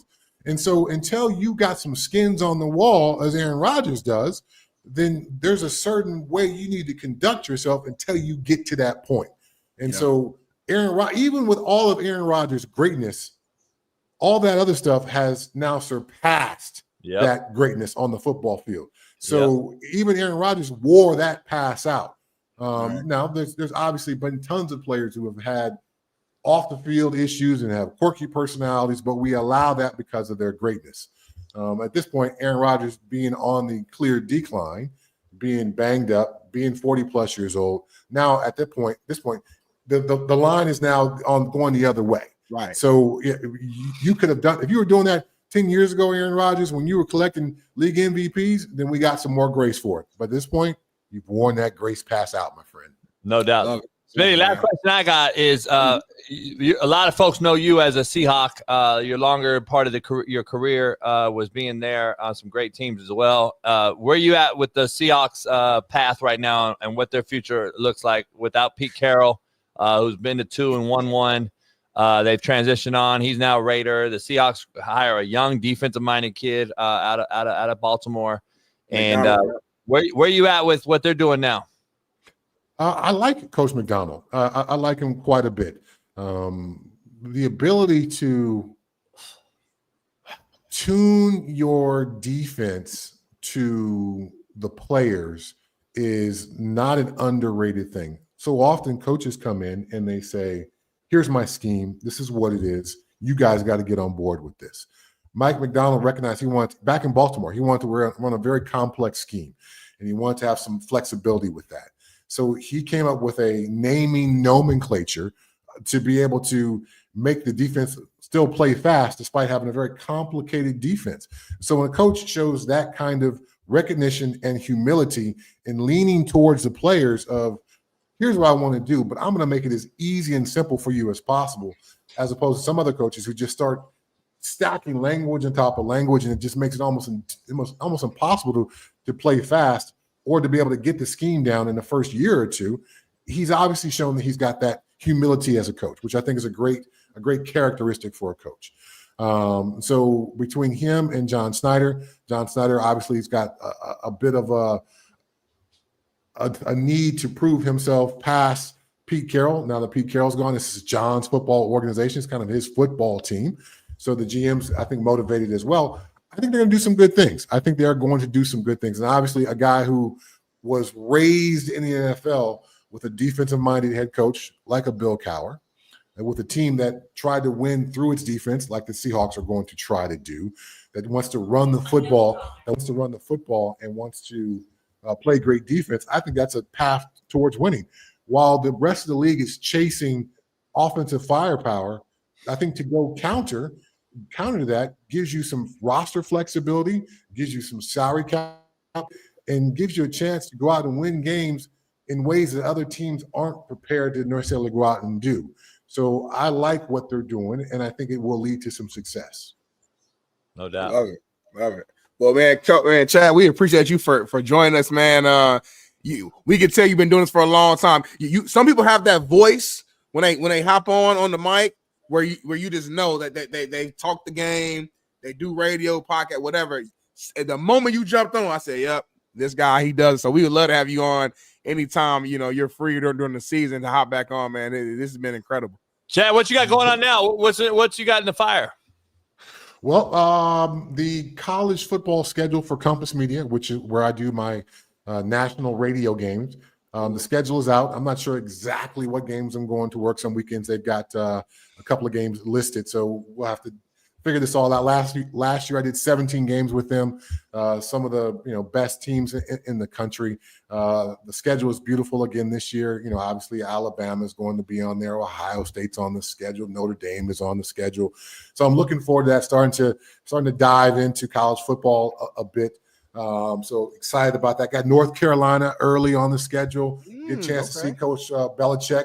Got the Buffs on the schedule as early as well. So some exciting games, some games between obviously some very highly publicized coaches, things like that. So looking forward to college football.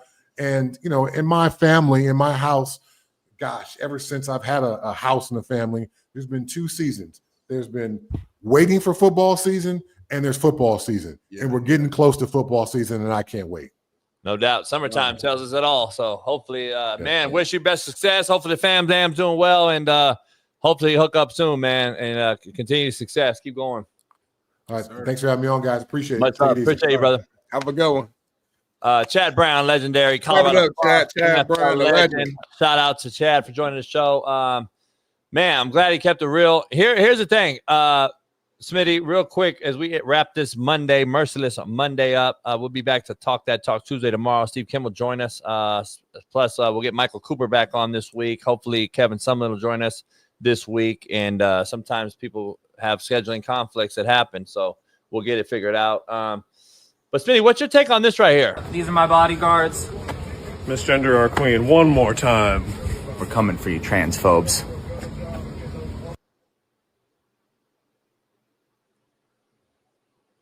Is that Caitlin Clark?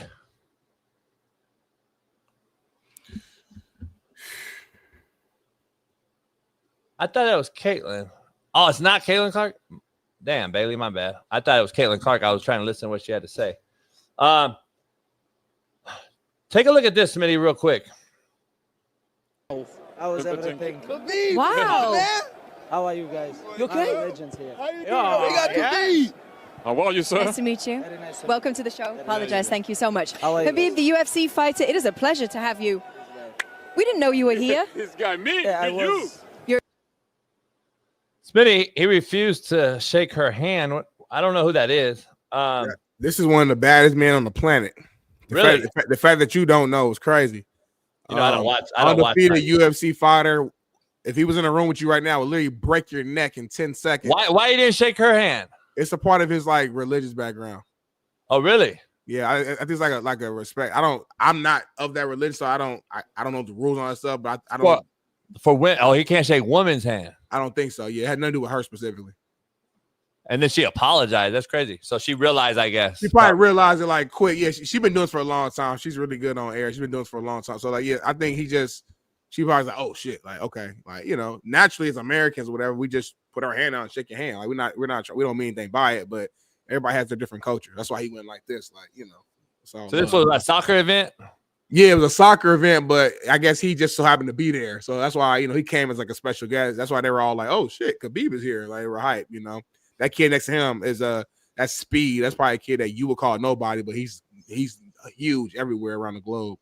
What is his name? His name is Speed. What guy?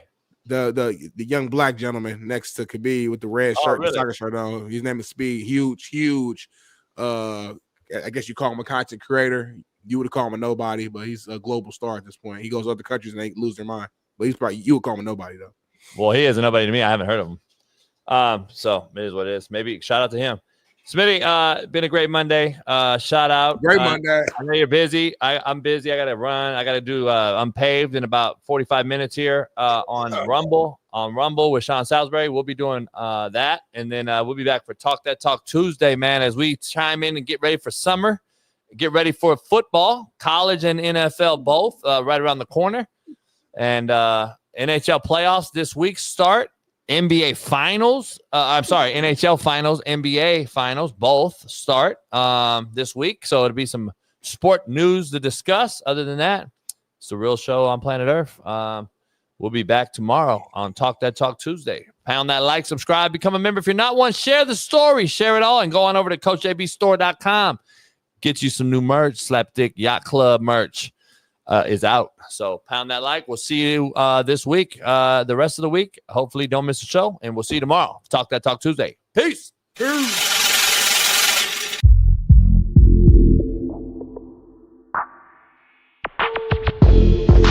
the real JB. You better find the skin real quick.